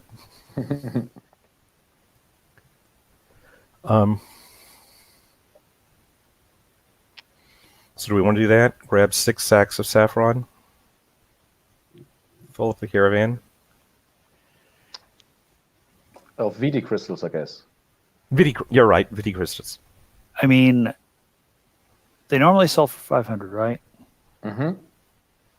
And we're getting them for 250. So worst case scenario, they get seized and we have nothing, correct? Correct. Next worst case scenario is we pay what we just paid for them, or we get paid what we just paid, correct? I think that's right, yes. So we would sell them. We'd be able to sell them for 250, which is what we're buying them for. And hopefully, if I do the market research, I can figure out which of the next 3 cities we can sell them at.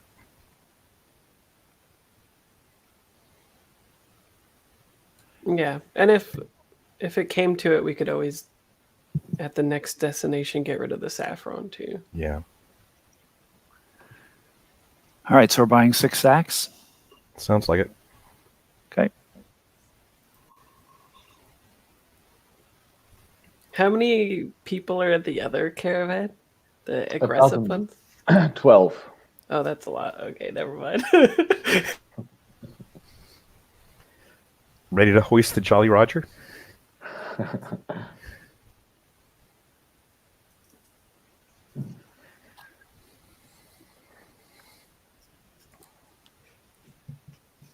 And then, so we're going to the Lime Nomads next? Are we? Well, has it been? Do we have any information back from the Legion of the Far Side about whether there's a bounty on this Red Lantern caravan?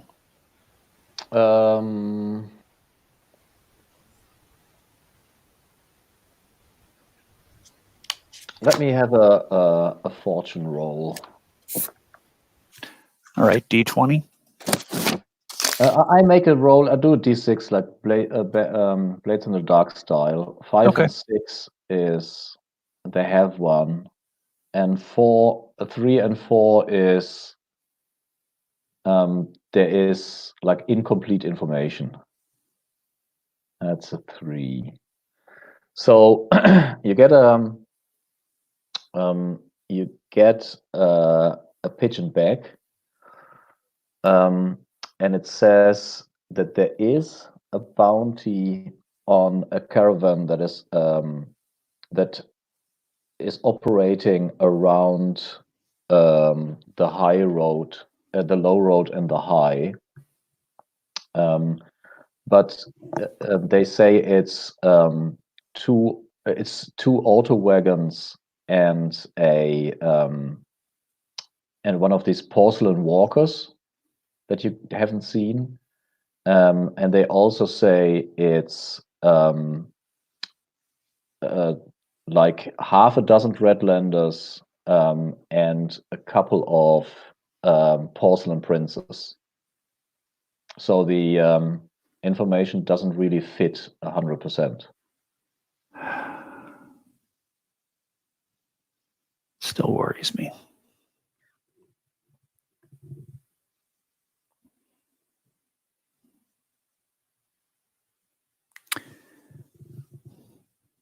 What do the rest of you want to do about this?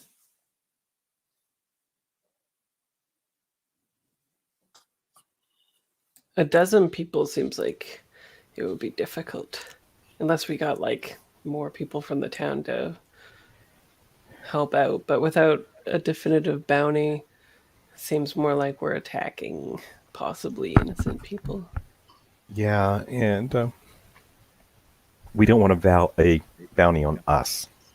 Yeah.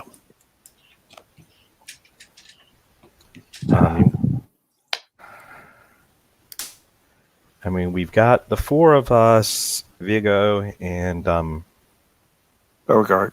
Beauregard. I keep wanting to say Bartholomew for some reason. Beauregard, so right up front, we're outnumbered 2 to 1. 6 on 12, yeah.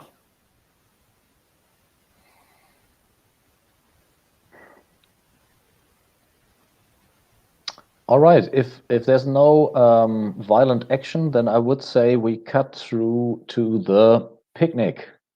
Highlight of the session, I hope. Yes. So, have I given her a name? No. I think not. See real quickly. Where's my names list? So, humans.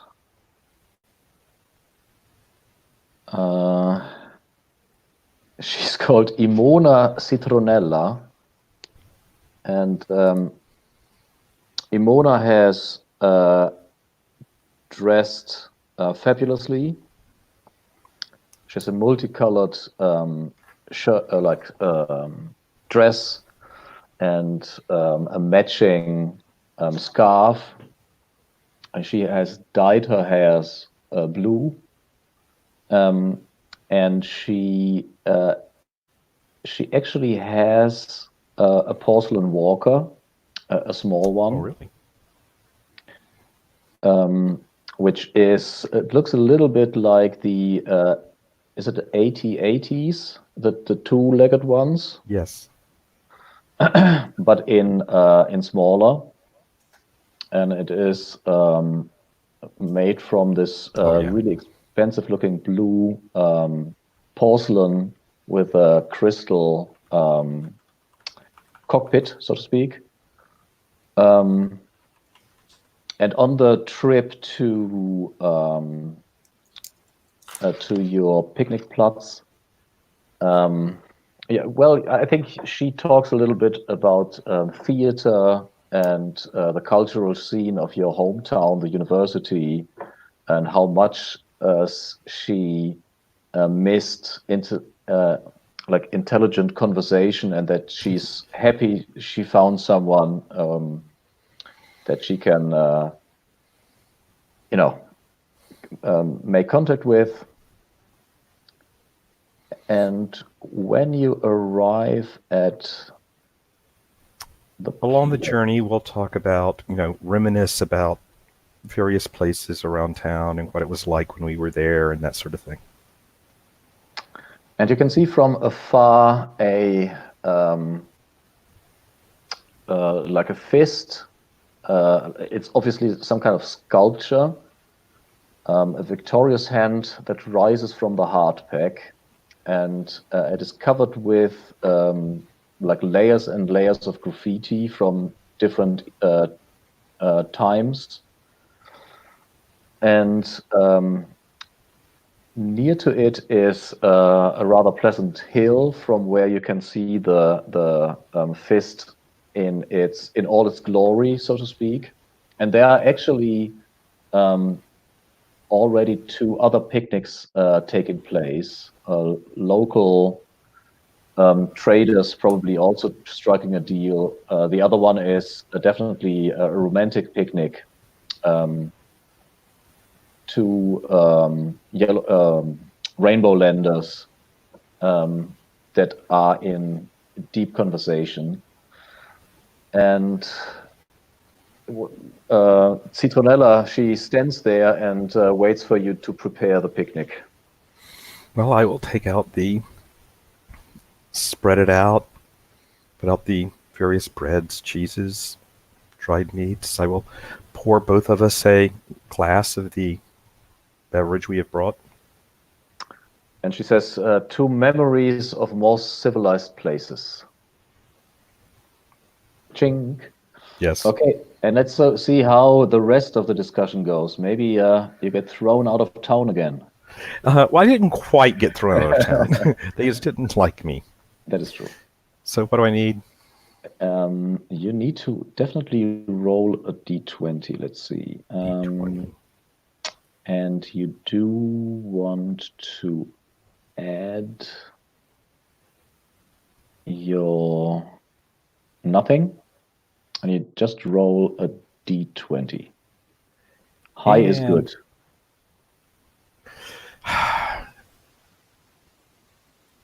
Is that a 20 or 12? What am I looking at? I don't know. 13. A 13. And a 13. Ooh, that is very interesting. So for the first location, which is the Steppe of the Lime Nomads, Yes. it is popular but illegal, with stiff penalties for dealers, and the price is like the factor is twice. You get twice the money for the VD crystals. And I imagine that the what is the word again? Shaman? Shaman. Yes. That they have forbid like the depiction of people in a moving way. These VD crystals, it's like a VHS cassettes that have moving people, and that is forbidden in the Steppe of the Lime Nomads. So But if you find someone, I was going to say, so it comes down to how much of a risk do we want to take? yes. And I'm not sure if I roll. Yeah, it's obviously for every destination, it's a separate roll, because otherwise it would be illegal everywhere. Okay, so for my next one, I get a 19.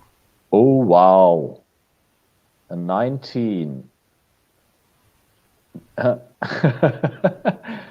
They're not super keen, but there's a place 2 stops further that pays ×3. So that would be porcelain. Well, it would be 2 past the porcelain citadel. So either. It would be past the Trail of Vomish Dreams. Grass Colossus, depending which way we went, it would either be the glass. Well, we said Trail of Vomish Dreams, didn't we? Yeah. That's where we were going. So yeah, it would be the Grass Colossus. And they use the VD crystals for their ritual burning of the wicker statues. It's a whole thing. It's like an open air cinema. They watch a really cool dark folk movie, and then they burn the Wicker Man. And not the bees. Not the bees. And then the third, and they paid triple. Okay.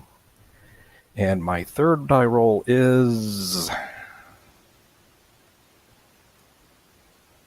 an 18. An 18 is apparently. I take the other result. Because it's the same result. They're not super keen, but there's a place 2 stops further that pays triple. Okay. So I would assume it's if you take the other route, so the Potsherd crater and then 2 stops further. Well, that was at the Vomish Dreams where we just got the 2 stops further. Oh, let's see the big map. I have it here. That would be then Long Ridge, South-facing passage, or Death-facing passage. Yeah, I would assume. Let's see, 1, 2, 3. Yeah, it's the Death-facing passage. Yeah, well, you know, that's just from the name alone. I'm not sure that's ×3. Okay. And so you need to spend for the picnic. You have already deducted it, I guess. I don't think we deducted it yet. Oh, it is local expenses, which was 10 × 5, which is 50. Yeah, we got 50. Okay.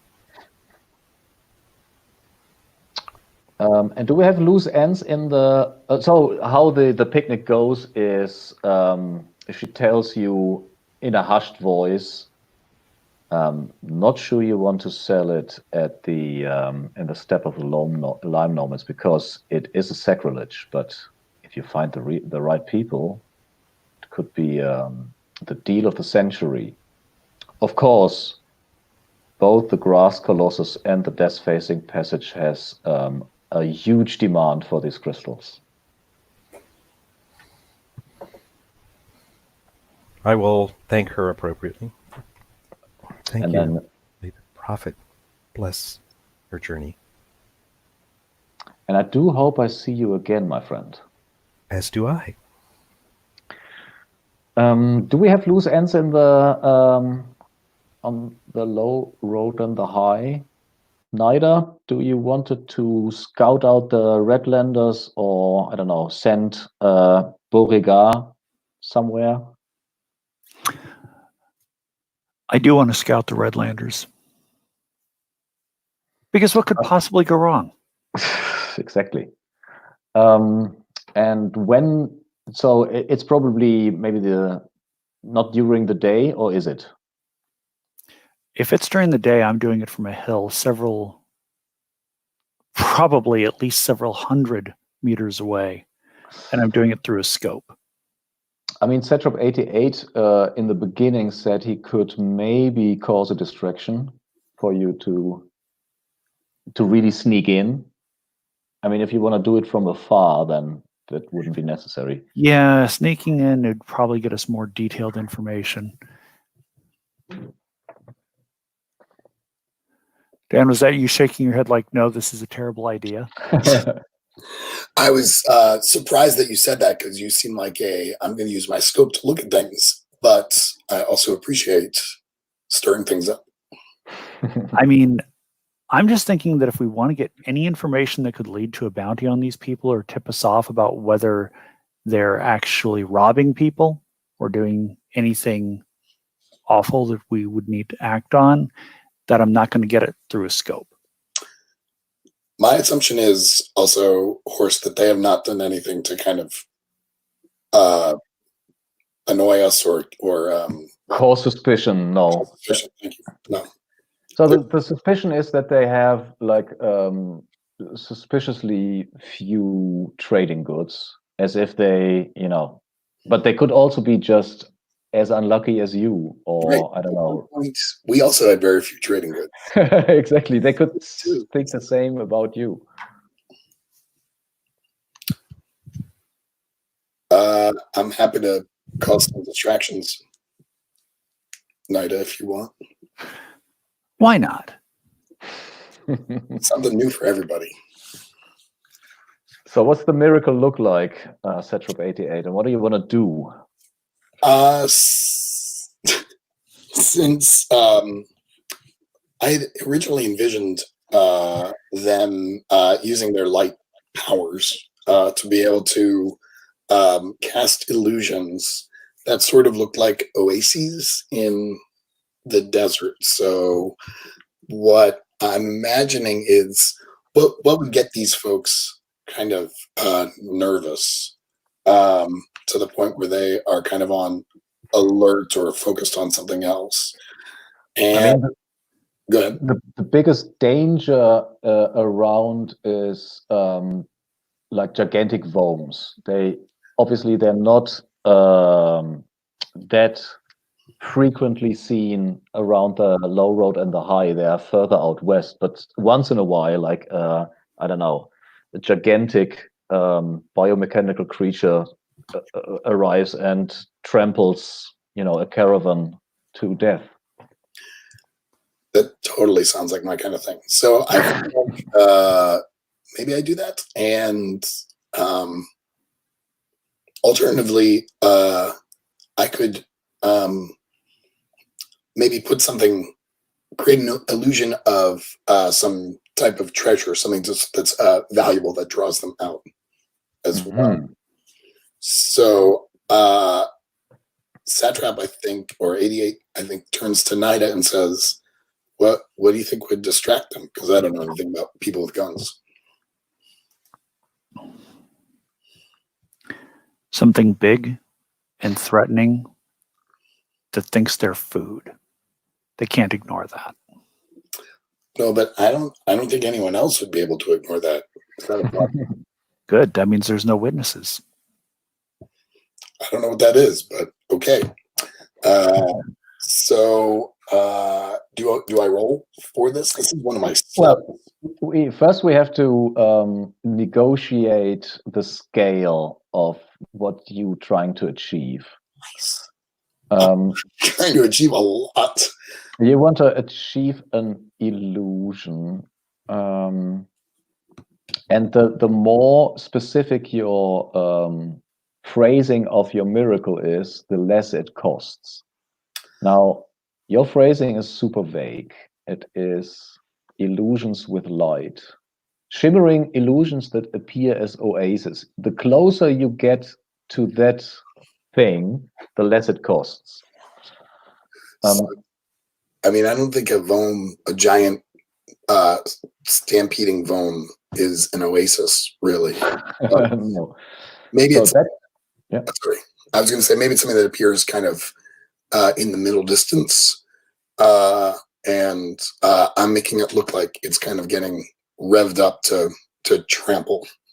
And let's see. So the how powerful the desired effect is. Some echoes may be hard to achieve because they alter reality a lot. Large areas of effect, long durations. We go probably for a short duration. I guess so. You could also say that the casting time is really long, so you weave the magic together. If it's instant, it's expensive. If it takes longer, it's cheaper.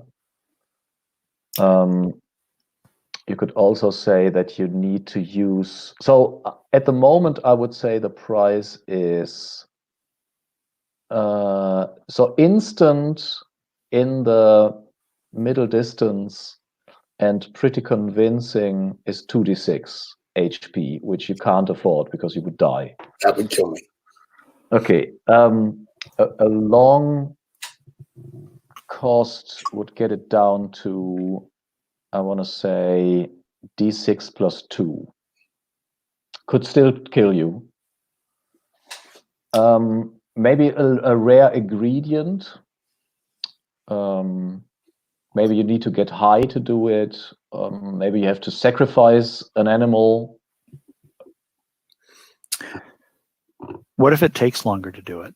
Yeah, I think. Nida, are you okay with my taking? It's going to take a little while. I could just run out there and do a dance or something, but I'm okay with it taking a bit. Okay. I mean, we still have to send information about the wandering Sarai off. Get paid for that, so I can take care of that while you're doing it. Okay. So that is a cool idea. Would be to go where the illusion is supposed to appear. Oh yeah. And do it there. Yeah, that would not be dangerous for me at all. No, of course not. Maybe you take a pony with you or so. I don't know. So I kind of wander out to the middle distance, like I'm continuing our explorations. And while I'm out there, I begin what I'm imagining is like a 90-minute ritual. I am interested to see how the ritual looks like. I think it's meditative, and I think it's kind of trying to recall emotions that largely the light that emits from my hands are reactive to emotional state. So really it's trying to softly sing to myself and get into a certain emotional state so that I can pull up the fear that I would need to conjure this image of this rampaging Vome. Awesome. And so, let's see. Magic is taxing. Normal rules for damage apply. Very powerful reckless magic also requires a save. Is it very powerful or reckless?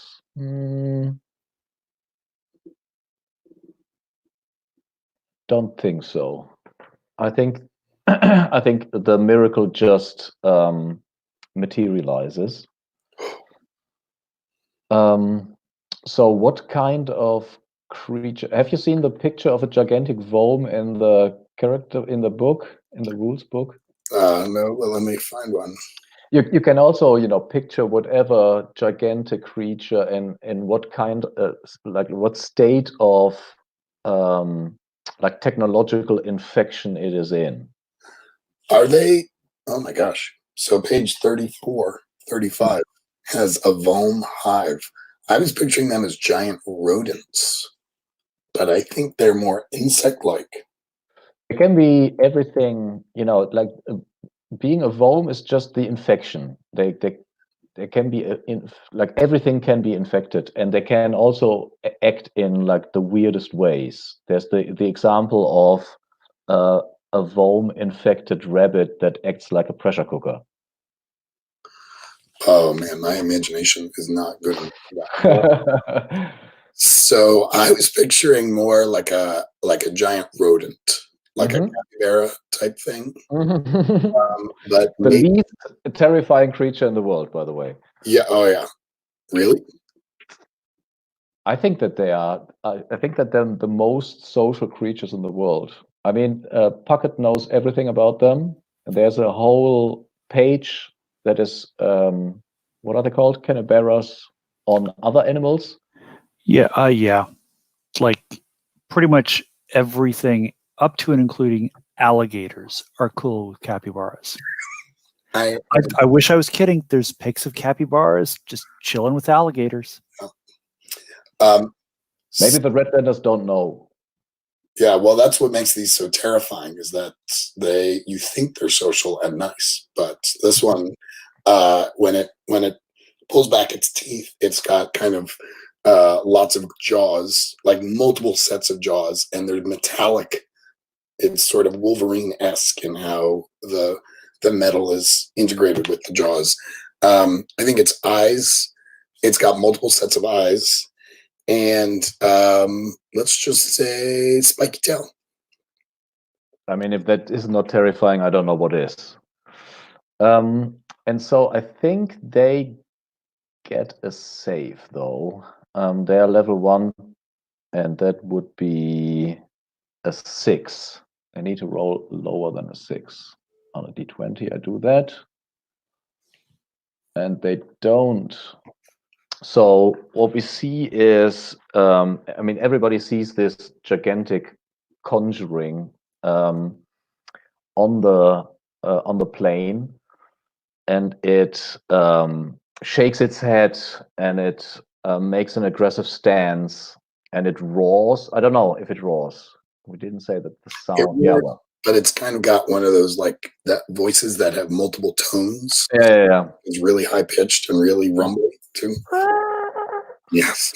And the like everybody in around the caravansary is on high alert. The Redlanders seem to be the least worried and the more excited. Like they grab their rifles and they they cling to the auto wagons to the sides. There's six of them or 5 of them on every car, and we see like in a big dust cloud they race towards the beast. Oh no, that is not true. They take 1 car with 12, so that 1 car is left behind for you to scout out. And of course, I'm where the beast is. So yes, you are where the beast is. Yeah, pretty excited about that. And do I take damage for having cast this spell? Yes, you do. You have to roll a. How like we said, d6 plus 2 is too much. I think d6 is fair. Do you want me to roll, or are you going to roll? What do you want me to do? I've got it right here, so I can roll. Okay, please go ahead. I just took 3 points of damage to summon an illusion of a giant, scary capybara. I'm at 2 hit points. You ever lie and say you were meditating, and sometimes your nightmares get out. Emerge. So All what right. is Snyder doing? Well, as soon as they take off, I want to check this card out. I want to find out what the hell's in it. I want to find out what they're doing, where they're going. I want as much intel on them as I can get. And do you want to be sneaky about it so that the other people, the other people in the caravansary, they're also not really focused on the car, to be honest. Yeah. They have tried to get on top of the mud huts and get a better look at the spectacle. So the truck itself has the windows pulled down. From outside, you can see that the what's it called? Where you change the gears, the gearbox. Yeah. Is actually a death head, like a silver death head, and they have the inside of the driver compartment is red velvet. And they have obviously dice on the rear mirror, fuzzy dice. Mm-hmm. And there's a compartment box, like the glove box. Mm-hmm.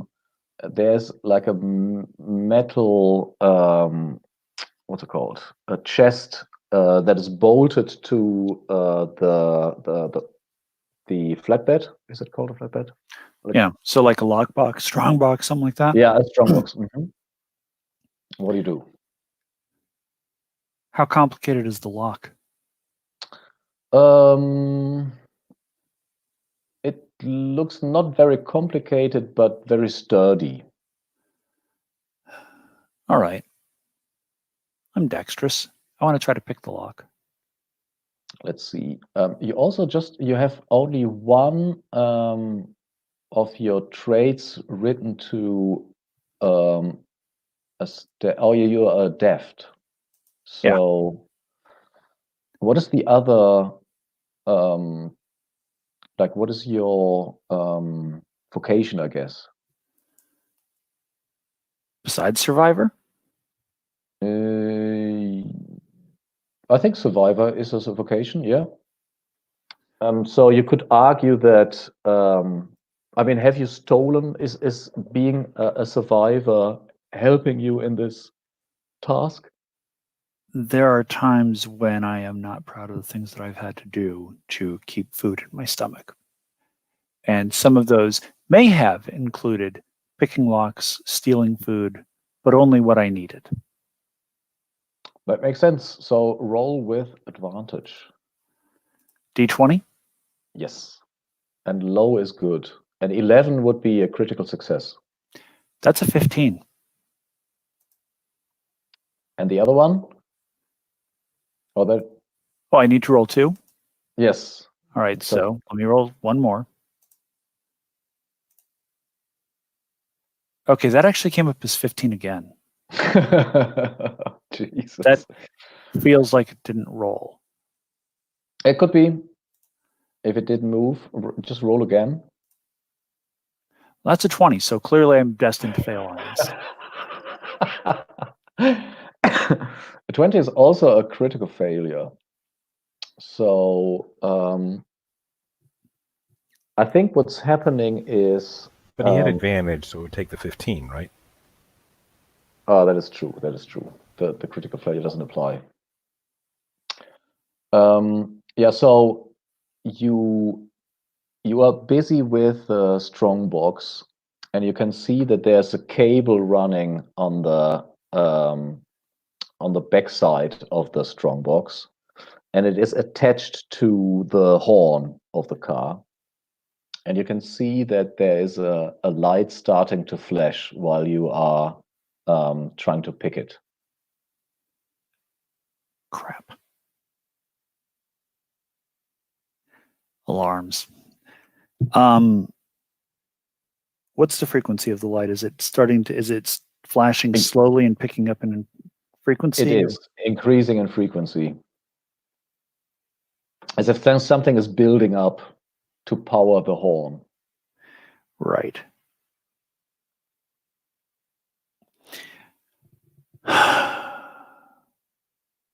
Is there any way that I can speed up the lock picking?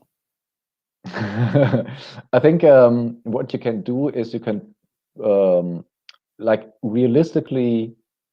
Can I Yeah, sever I mean, the cable? you can definitely sever the cable to prevent the horn. You can shoot the strong box.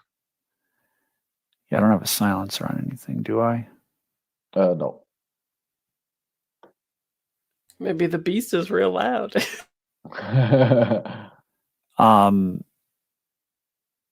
Then there's the question of what happens if I break the circuit on the cable. Does the horn just start blaring immediately, or does it stop it?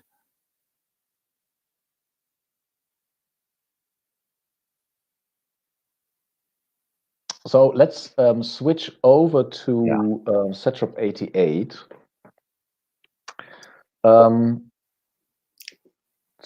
So you feel this intense pain. I think you said that the magic is coming from your hands, the illusion. So maybe it's like I don't know, like you're exposed to a high frequency laser at your hands.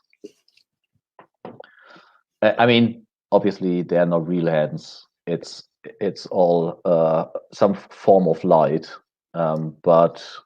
And I think the suit is what feels the pain. Yeah, probably, exactly. And you need like a moment to recover. And I picture you being on on all fours and then coming to. What do you do? I think I might hear the Redlander caravan now coming towards me. Yes, I think you see the dust cloud before you hear the motor. So I run away. And in which direction do you run? I'm picturing like the caravansary is here. Yeah. The illusion was up here. I'm running kind of to one side. Yes. Not back, or not towards, but to one side. And I mean, you are a party of adventurers, Copernicus and Ned. Do you play any part in these shenanigans? I mean, Ned probably is still at the picnic, but Copernicus? Yeah, I'm not there, so I can't do anything. Yeah. Well, we know that the miracle would take some bit out of Satrap, so maybe I'm there just in case. I mean, to back up. Yeah, to help him on his feet or something. Yeah, to extract Satrap in case the miracle took a toll. Go through my pockets if I died. Yeah. Yeah. So this is clearly an attempt to get away from the place as fast as possible. What would you guys think is the appropriate test? Is it constitution, strength? What is speed? I would say strength, probably. No, constitution, because you also want to run for a certain amount of time to get away from them. Okay. Yeah, that makes no sense. And does any of your things apply? Nope. The endosymbiont? No, that's the snail that whispers. Yeah, and it's also inactive at the moment, yeah. Future, yeah. And has been sleeping for the last 2 weeks. And being part of the haze, Copernicus, does that help you? It could. Just being like the haze is like the fact that I'm like a gaseous being inside of a suit. Rather than a biological creature that can actually tire. So I think Copernicus is rolling with advantage. And you want to roll equal or low. Equal is the best result. compared to the Constitution score. Yes, yes. All right. 4. Nice. So I got both under 1 and a 12. Nice. Oh, and I got under 2. I rolled a 7. Awesome. So I think we see like over your shoulder while you're running towards the camera, we can see the cars arriving at the illusion that is still there and shooting at it and trying to surround it while you are getting away. I just like Dan, you have to leave in 5 minutes, I think.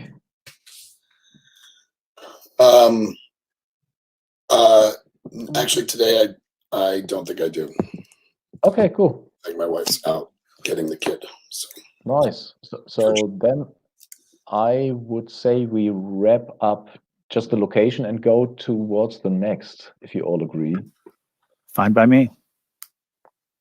So yeah, well, we have to get back to Nida, obviously, and the situation she was in.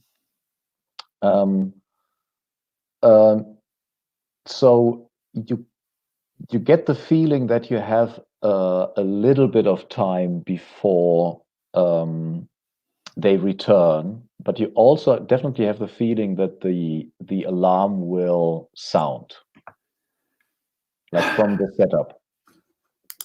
Right. Time for subtleties over. I'm cutting the cable and shooting the lock.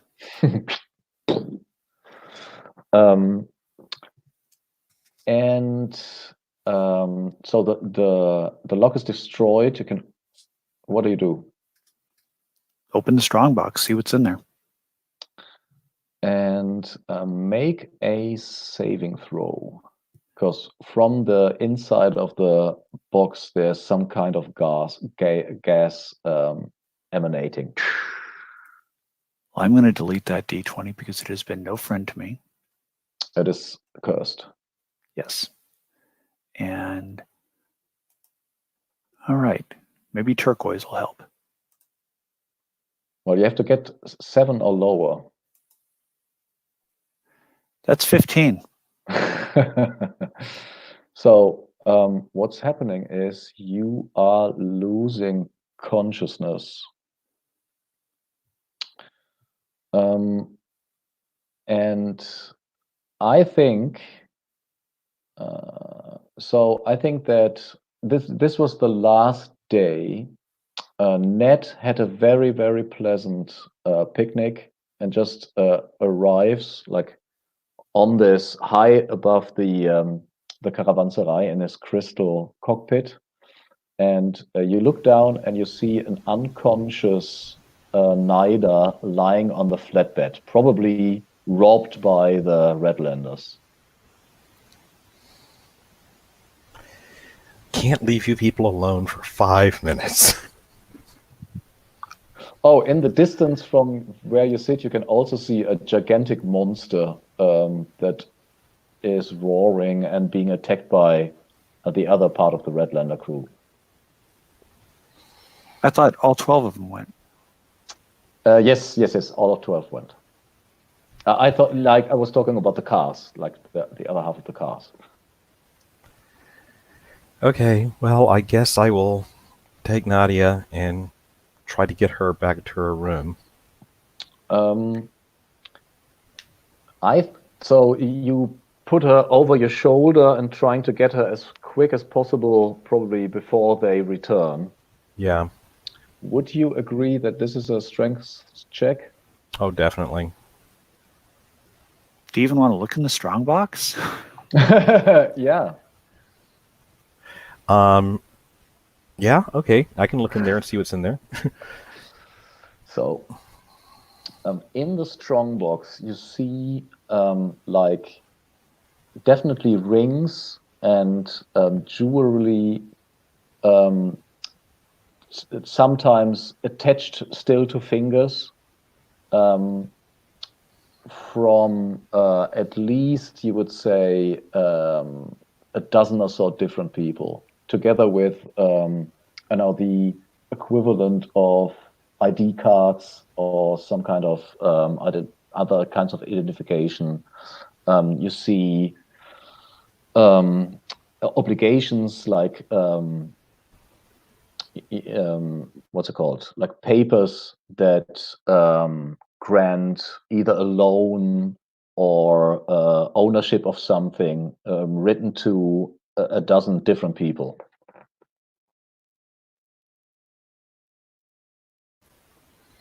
I don't know that I have time to go through the papers and find the IDs that match those papers.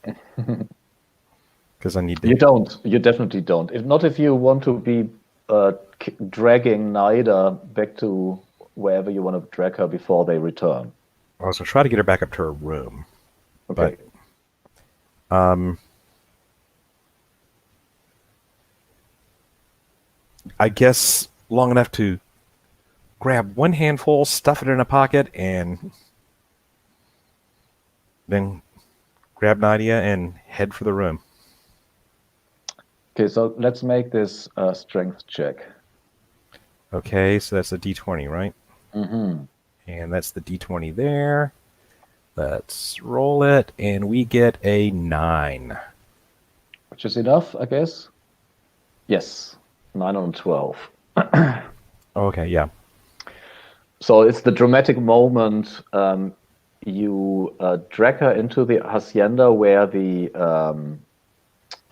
owner stands behind his counter, polishing the glasses and cocking an eyebrow. And we can see through the windows the other auto wagon returning.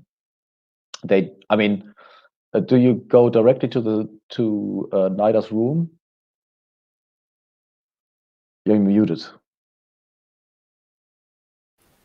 Yes, I will say to the guy behind the counter, I will say, my companion has had imbibed too much. I must get her to her room. Of course, of course. I mean, I'm scared shitless by this monster, but... And let's get back to Satrop 88 and Copernicus. How do you approach the way back? Do you try to sneak in?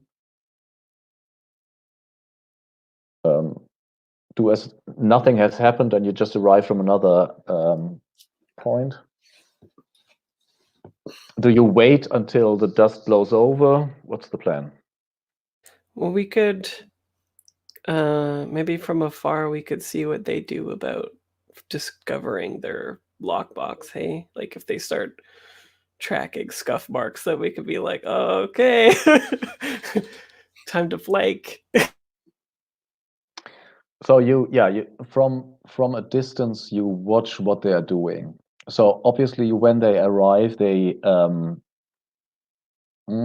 think that first they park their car. They all shake their heads. They're cleaning the guns, but then like a minute later, there's like shouting and gesticulating, and definitely they like two stand on the flatbed, pointing at the strong box. They grab their guns again, and then they try searching around the truck. And does it look like they're gonna find the drag marks? I was carrying you. Oh, you're carrying. I was carrying over the shoulder carry. Also, Yeah. I didn't grab much. I just grabbed one handful, I said. So depending on how much was in the strong box, I mean, most of it should still be there. Yeah, they just see that the box has been shot open, obviously. Right. So maybe they won't immediately notice that parts of it are missing. They do know that somebody was fucking up their shit. Yeah. Yes, there's no way to avoid that at this point. Do you wait to see what they're doing? I think so. Hey, Setra? Yeah, so they move out. Oh, sorry, Setrop 88, Dan? I was just going to say, maybe we sort of casually walk back into the roving city. Sure. So we like start running and then devolve into a saunter. Yes. Yeah. So actually, so the Redlanders, they do turn to the spectators, and they obviously ask them if they have seen something, and one of them, who has he has numbers and random letters tattooed in his face. He also has like a grill, like a, I don't know, gold teeth, and a machete. And he says, "Have you seen anything? Somebody was at our truck."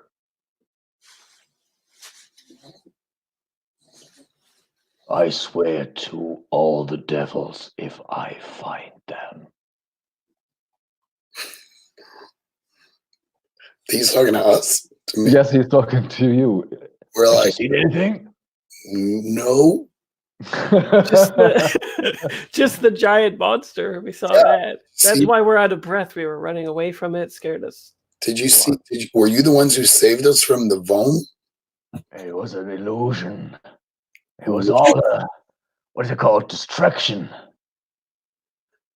That seems impossible. It just disappeared. And it didn't got hurt by the bullets. That must have been very frustrating for you. Very, very frustrating. It sounds impossible, and this place is cursed. That's why we've decided to leave tomorrow, because this place is clearly cursed. Yeah, we should go sooner rather than later. People who leave will be suspicious, though. We don't want any more Vomes coming for us, even if they are illusions. He turns away in disgust and spits on the floor. "I will find them." And so you see them spreading out, and I think they're interviewing a kid from the, like you realize, a kid from the Wandering Sarai. Nice. And that kid has like a propeller, and it stands there and it points towards the caravansary entrance. Oh, what a little shit. All right. I think personally we need to see what Nida and Ned are doing before we decide what's happening next. So I think Nida, you come by. I mean, what is Ned doing to wake her up? Come to. Do I still have some of my alcohol from the picnic? Definitely. You have the rest of the stuff. Okay. I'm going to pour some of it over her face. And that is enough for Nadia to wake you up. Nida. Remember, I told everyone she had too much to imbibe. Let's make her smell the part. So how you bad did it go? Terrible. You have a headache, and you definitely see like double. How bad did it go? I pull out the one handful I have. A couple of fingers with the finger rings. So I was right. They are killing people. There were a lot of people's ID and paperwork in there as well for loans and investments. They've been robbing people, presumably, and just carrying small things away. What about the IDs? Did you see any? Do you remember anything from the paperwork that you saw? Only what I saw. They were returning. I didn't want to waste too much time. I grabbed this just so we can show someone else what they've been doing. Okay. So what's the cover story? You had had too much to drink. You had passed out at the sight of the attacking foam, and I was taking you back to this room. Okay, got it. We should probably hide these. We should absolutely hide those.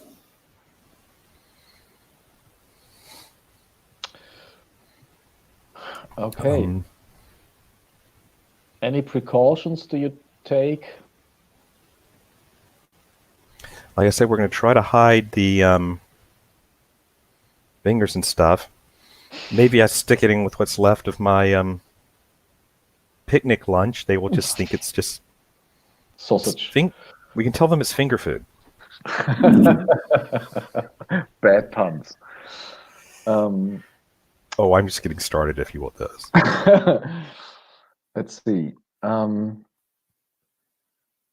I think you hear like a sharp knocking at the door. Open up! When we also see like the end screen of our episode. If you are okay with a cliffhanger. Sure. Always. Cliffhangers are the best hangers. All right. And their only competition is coat, but you know. Jesus. Puns. I shouldn't have said anything.